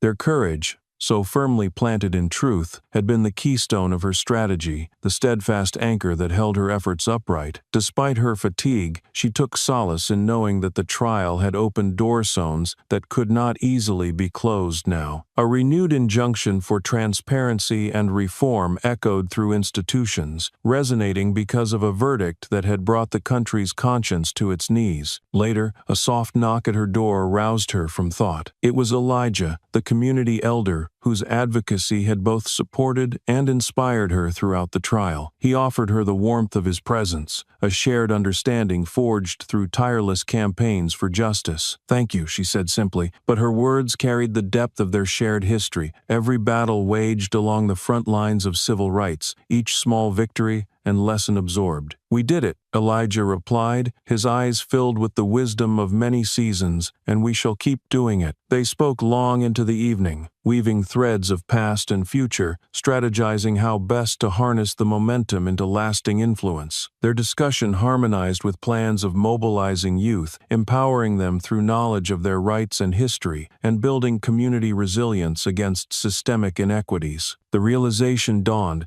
that as one chapter closed, the starting line emerged for many more, each richly laden with opportunities to cultivate equity across the spectrum of justice. Their dialogue reaffirmed that the journey, fraught with challenges, would always be buoyed by the legacies they honored and the futures they dared to imagine. As night deepened, Miss Washington found herself writing a letter addressed not to the court, the press, or the justice system, but to the community, a promise to continue pushing boundaries, to illuminate shadows with truth, to yield not to complacency but to aspire where there were doubts and doubters. With the final stroke of her pen, she enveloped the letter with a certainty that it would become yet another building block in the architecture of the world. She envisioned a future where voices carried, were cherished, and written into history not as echoes, but as a vibrant dialogue of inclusion and justice. And so she rested, knowing that the dawn heralded new beginnings, framed by hope and courage, drawn from all whom she had touched, and who, in return, had touched her. The trial was won, but her mission remained a profound and steady journey toward a justice reshaped, one day at a time.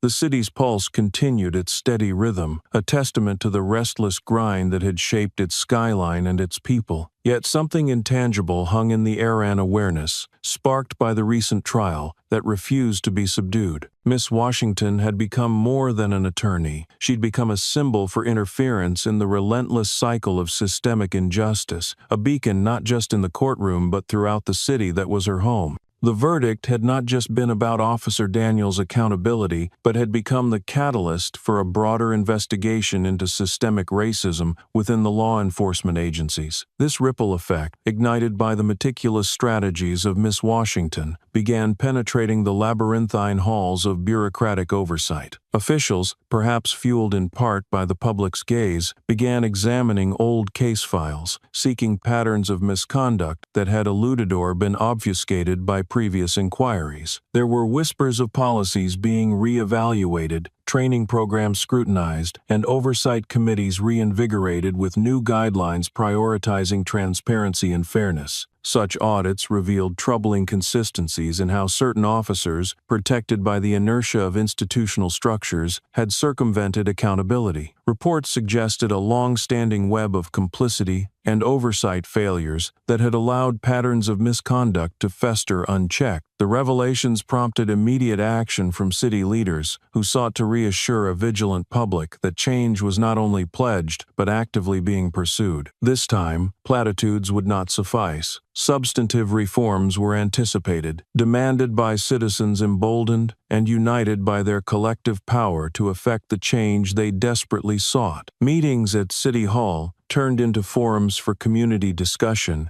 providing a platform for residents to articulate their stories and grievances, but most importantly, their solutions. Miss Washington was invited to address one such gathering, her presence a reminder of the pivotal role accountability played in the preservation of justice. Standing at the podium, she surveyed the gathering of expectant faces, each pair of eyes carrying with them the weight of their own stories. Her words were precise and powerful, mirroring the careful construction of her trial strategy. "This is a watershed moment," she declared. "It's an opportunity not just for rectification, but transformation. We've started the conversation here, but the responsibility lies with all of us to ensure our institutions reflect the communities they serve." Her words rang clear and resolute, touching upon the collective resolve, echoing through the room and firming the resolve of the city's leaders to embrace systemic change. Her call to action resonated deeply, igniting the belief that progress was not a distant dream but an achievable goal. The momentum generated by the trial fueled a renewed activism across the community. Groups formed alliances previously unseen, bridging gaps that had long served as barriers. Young people, inspired by the trial's outcome, organized rallies and awareness campaigns, their voices finding strength in numbers and purpose. The case that had once been a focal point in a singular courtroom became a catalyst for a larger movement, with advocates and reformists nationwide looking to it as an example of how the law could indeed serve the powerless when guided by integrity and conviction. National organizations rallied around the momentum, drawing upon the case study to lobby for comprehensive reform at state and federal levels. They recognized the importance of transforming the system not only from the external pressure but from within, emphasizing the importance of empathy, awareness, and continuous education as pillars of this change. Miss Washington, while gratified by the tangible steps being taken, remained acutely aware of the trials ahead. She understood that while this victory had shifted the landscape, maintaining momentum was an unending endeavor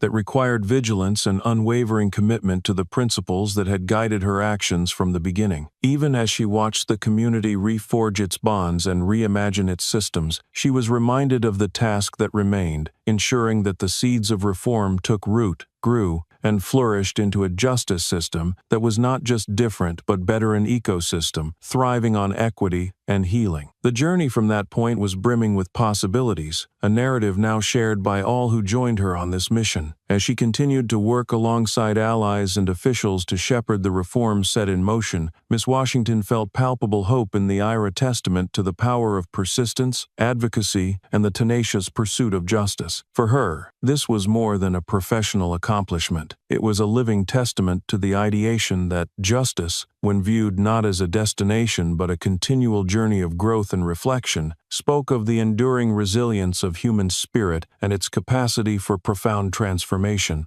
As the city's momentum for change gathered pace, personal narratives began to emerge, telling the complex tales of lives transformed by the trial and its broader implications. Individuals, once shadows in the landscape of systemic invisibility, now stepped forward to share their experiences. Their voices added texture to the monochromatic portrayal of justice as a mere construct of law. These stories unfurled, each a thread within the larger tapestry of community and reform. They carried the weight of years spent navigating a system that too often frowned upon differences and marginalized those it purported to protect. Now, voices long silenced found resonance in a freshly receptive world, dialogues escalating the depth and urgency surrounding reform. One such voice belonged to Jasmine, a young woman whose brother had been ensnared in the very mechanisms of bias Miss Washington had confronted in court. Jasmine had been a stalwart presence outside the courthouse each day, her quiet dignity underscoring the steely resolve with which she carried her brother's story and narrative demanding acknowledgement and justice. "I wanted to give up so many times," Jasmine shared at a local community forum, her hands nervously clasped, eyes shimmering with emotion. "But this trial, it gave me hope. Seeing someone fight so hard made me believe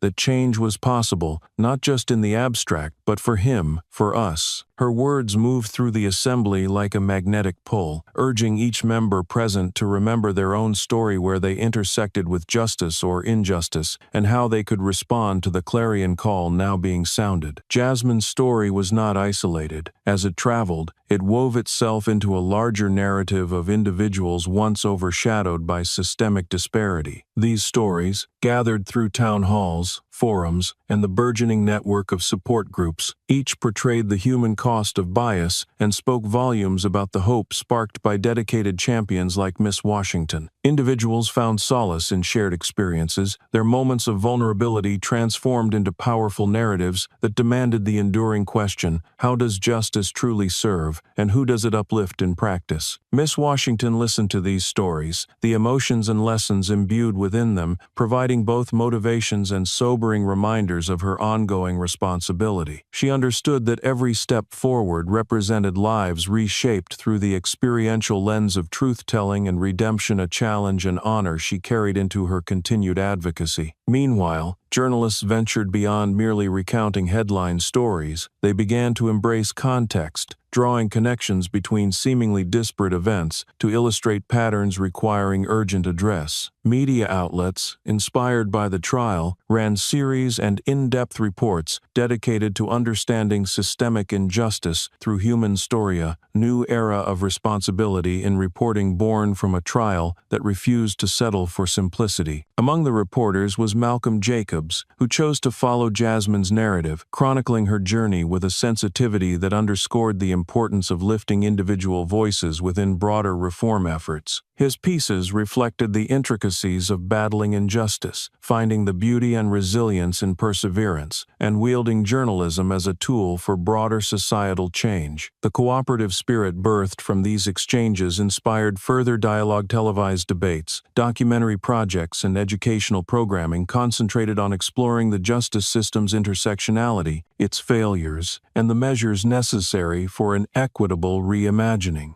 Educational institutions incorporated these narratives into curricula, fostering early conversations around diversity, representation, and systemic evolution. The effect was a rippling awareness, waves of understanding that emanated outward, reaching into schools, workplaces, and parliaments, questioning individuals and institutions alike. How do we do better? And more importantly, how do we ensure that every story heard leads to substantive, meaningful change? Throughout this burgeoning movement, Miss Washington continued her tireless work, harmonizing her own story with those of others, invoking the glorious, arduous symphony of shared advocacy. She met with leaders and emerging activists, advising them on how to galvanize their own efforts and encouraging the new generation to see the pursuit of equity not as a single moment of achievement, but as a legacy built upon day-by-day dedication. As the narratives thickened and blossomed, the spirit of cooperation found roots challenging systems more forcefully. Miss Washington understood deeply the necessity to remain vigilant, that reform required both sustained effort and the ability to adapt when the fluid currents of justice demanded it. Each individual story, stitched into the quilt of shared dedication, empowered actions yet taken, and policies embryonic in the collective mind. This powerful convergence signaled hope, and as Jasmine joined other survivors of justice refashioned, a testament appeared. Personal journeys not only inform but reform society's structures. In the chorus of these lives transformed and hearts opened, justice found a reverberating, vibrant voice unified with resolve, fortified by community, and forever striving, step by step, to ensure its light illuminated every corner of a reawakening world.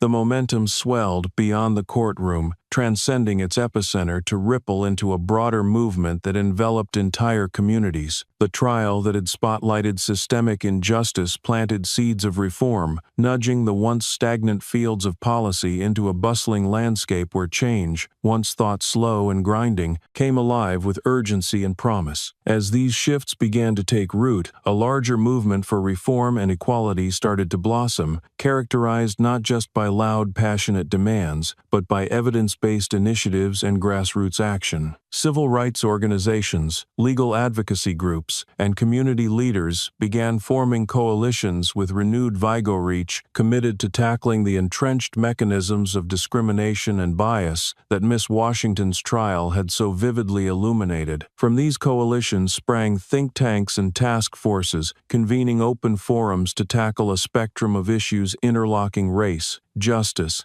and policy. The conversations that ensued were rich with ideas and strategies, painting a roadmap forward with vibrant strokes of ingenuity and inclusivity, rooted in the practical yet visionary application of justice. The reform movement, conceptualized through collaborative dialogue, began its cascade through neighborhoods and into city councils, influencing policymakers at local and national levels. Proposals emerged, drafted under the guidance of activists and experts, with an emphasis on transforming policing practices, enhancing community interaction, and investing in systems promoting restorative justice. Educational efforts were amplified, seeking to equip law enforcement officers with training programs that emphasized cultural competence, de-escalation techniques, and community-centered policing. The curriculum was informed by those who had suffered from its absence, their experiences written into new standards that demanded understanding and respect across communities. Similarly, legislation aimed at dismantling the barriers to accountability, qualified immunity, opaque internal investigations, and insufficient oversight began gathering momentum. Advocates pressed lawmakers to enact laws that enhanced transparency and demanded higher standards of conduct within the justice system. Miss Washington,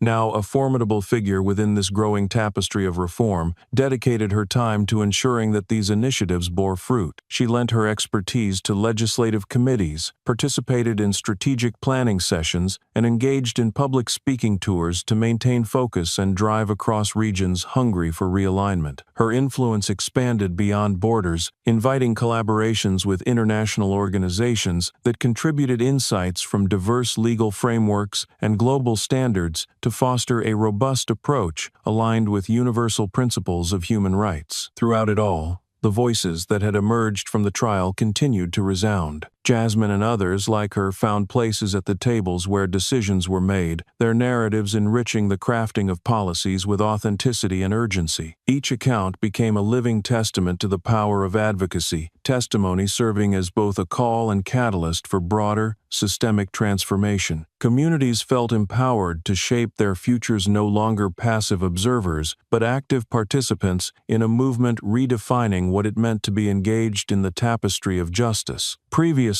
disparate efforts found synchronization, harmonious in intent and complementary in execution, uniting a spectrum of demographics under a common cause. The movement's resonance extended into cultural spheres as well, art used as a tool of expression, empathy forged in theatrical performances, photography capturing the essence of diversity and struggle. The fusion of creative voices deepened public understanding and sparked dialogues that transcended conventional communication channels. The world took notice. Scholars embarked on studies appraising this new era of advocacy. Journals buzzed with analyses of progress and challenges, and the media celebrated not the spectacle but the substantive journeys toward a reformed society. Every step forward, recorded and analyzed, became a valuable measure of what collaborative resilience could achieve. Miss Washington's efforts served as inspiration, rippling outward to infuse new generations with the resolve to break cycles of inequality. Together, they fortified a movement birthed from trials both personal and public, beneath which lay the deepest currents of change. The spirit to reform and strive for equality was palpable and expanding, shaping a landscape where the principles Miss Washington and her compatriots had fought for could take root and flourish. Their legacy was building not merely a moment but a profound shift, a reformed reality, pursued with every conviction that justice, when rooted in equality, could sculpt the very fabric of civilization anew. In their stride, the movement gained momentum that refused to wane, a testament to the unity they nurtured, forever vigilant in the pursuit of a justice illuminated brightly through the kaleidoscope of humanity.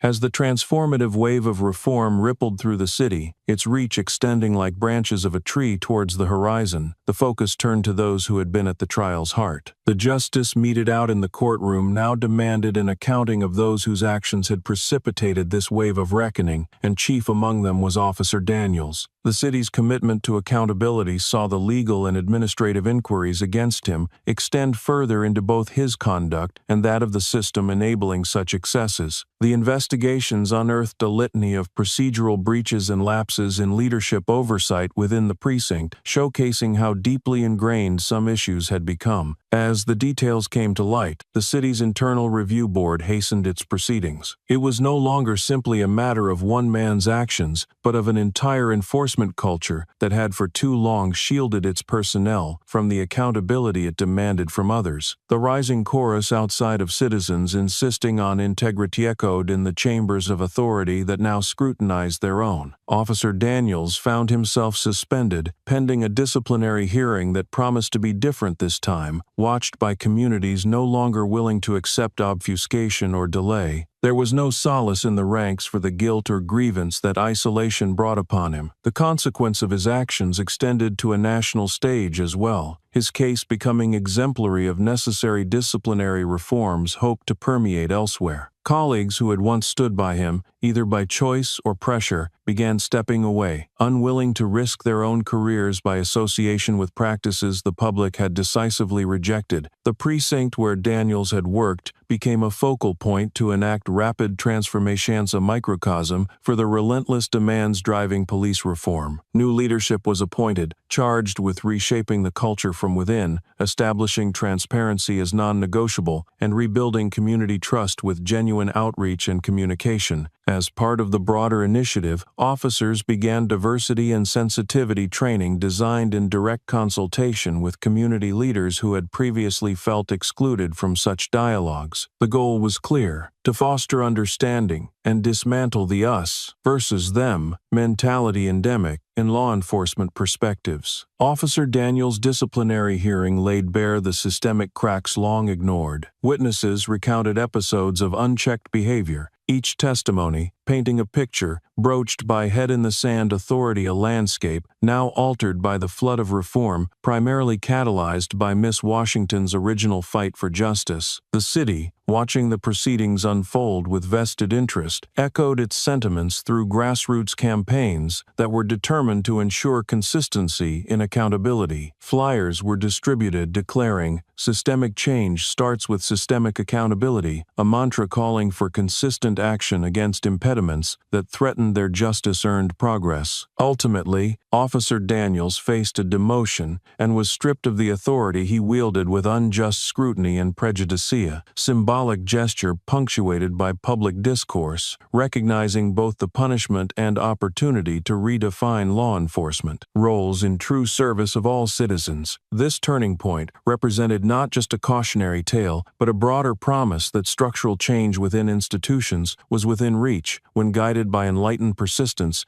and unwavering advocacy. Ms. Washington, a steadfast constant in this sequence of consequential change, remained tuned into both achievements and challenges, navigating this evolving social landscape. Her steadfast dance in tune with justice's rhythm demonstrated that she carried not only her community's hopes, but also the weight of a legacy she's yet to completely define. But for her and many who had aligned with the movement sparked by the trial, the conclusion of Daniel's story didn't herald an end but a continuation of systemic reform. His downfall, necessary and just, was interpreted as one step along the path towards securing procedural justice in every court and precinct. In the months that followed, other cities observed and began implementing similar policies, sparking a ripple effect that bloomed into a nationwide reevaluation of law, order, and the meaning of peace it purported to deliver. With these achievements came the fortification of renewed trust and respect earned daily through dialogues that embraced learning, calibrations, and corrections, sustaining the commitment to a world where all voices carried, mattered, and were heard. As for Officer Daniels, the aftermath served as a sobering reflection upon which justice reformists continued to build. His story, once central in a trial that captured a nation, became another thread in the narrative of reform, a testament that echoed the mantra Miss Washington had often championed. Justice is not swift nor static, but relentless and transformative at its unwavering core. On the streets, people spoke of the ideas Miss Washington had sparked, and as they glanced into the future, filled with resilience and determination, the story of a city transformed under the weight of its own judgment remained a resilient narrative carved into the heart of an ever-evolving pursuit of justice, equality, and truth.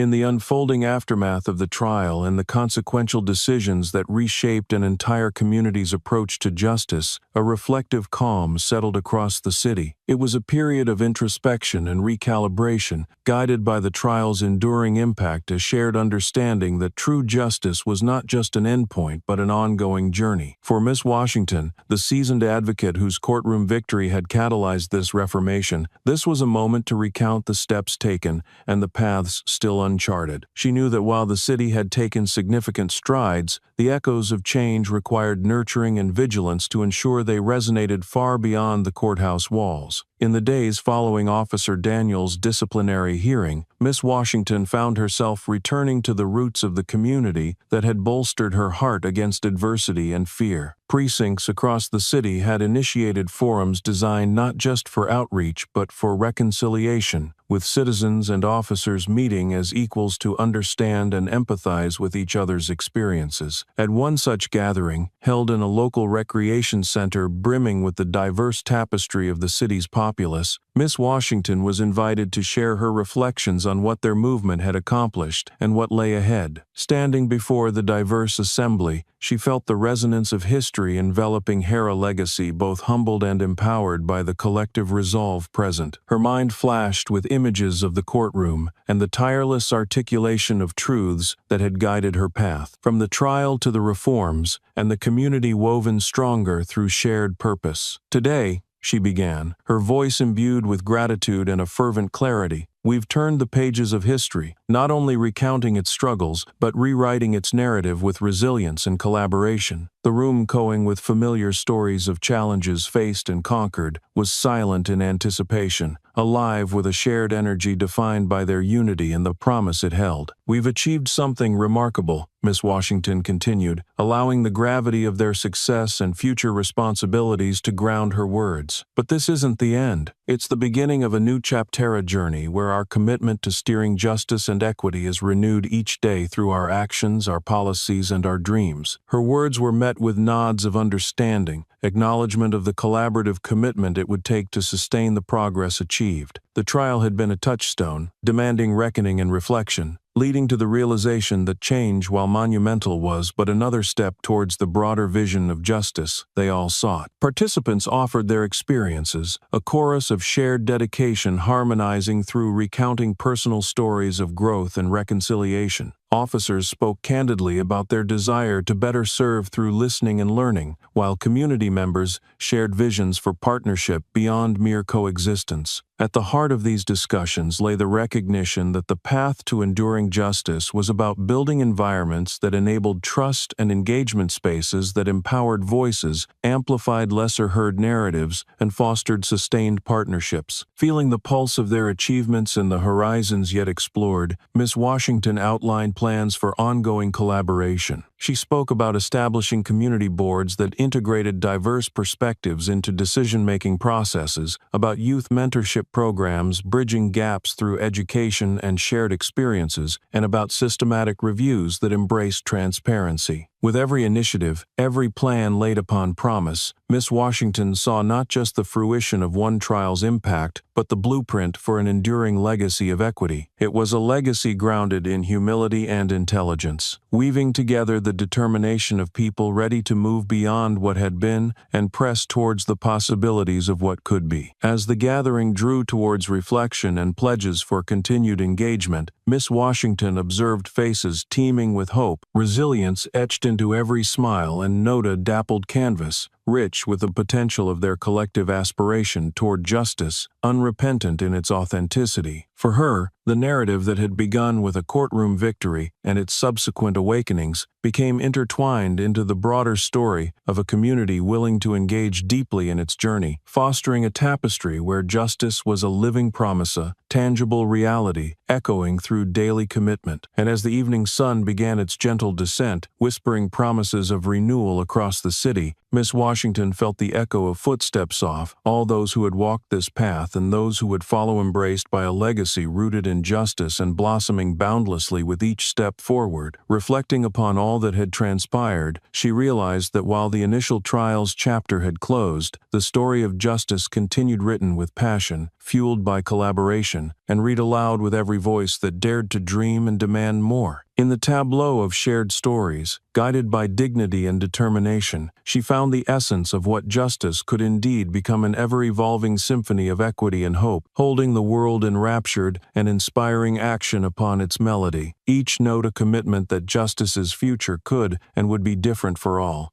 As the sun dipped below the horizon, casting a warm amber glow over the city that had become a beacon of transformative justice, Miss Washington found herself at the edges of its tranquil embrace. The courthouse, now a symbol of not just legal victories, but of personal triumphs and collective courage, stood stalwart against the gathering twilight, a quiet sentinel to the tumultuous days past and the promise of days yet to come. In this fading light, she allowed herself a rare moment of solitude, contemplating the winding journey that had brought her to this precipice of reflection and realization. Her thoughts mingled with memories, becoming a tender dance of nostalgia and hope, threading through the narratives that had shaped her, narratives deeply etched with struggles, enlightenment, and the enduring pursuit of justice. The community, invigorated and revitalized by their shared journey, had gathered just a few blocks away in the park, a space that had seen both disenchantment and dialogues now alight with music, laughter, and the radiant warmth of coming together. The people of the city,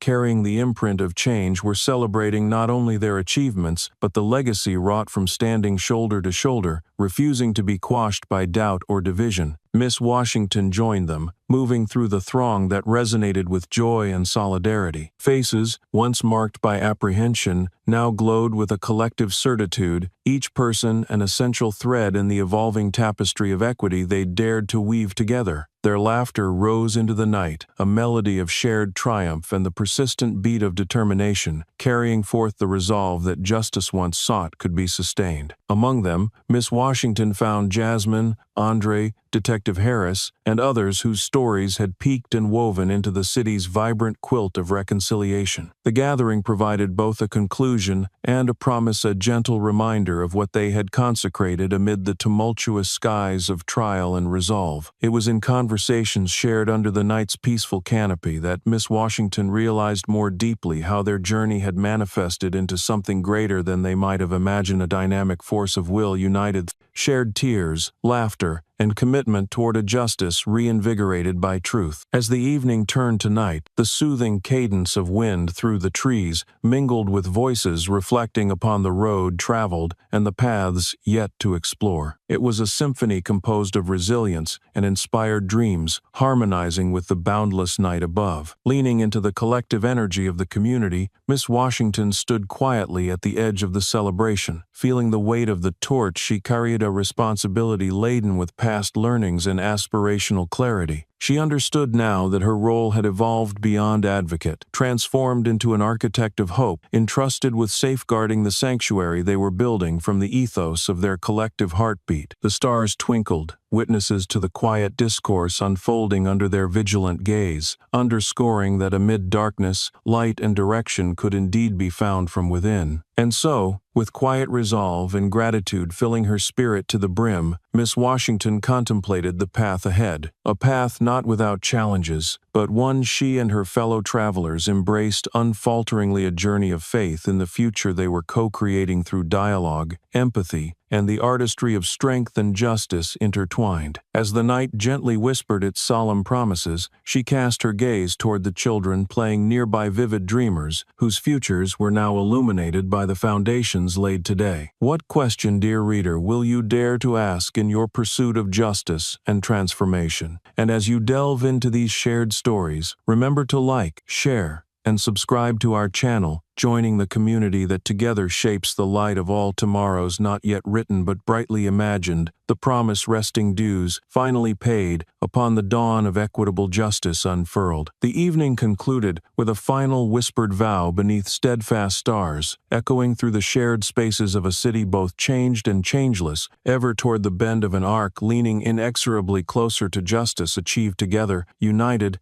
and unyielding.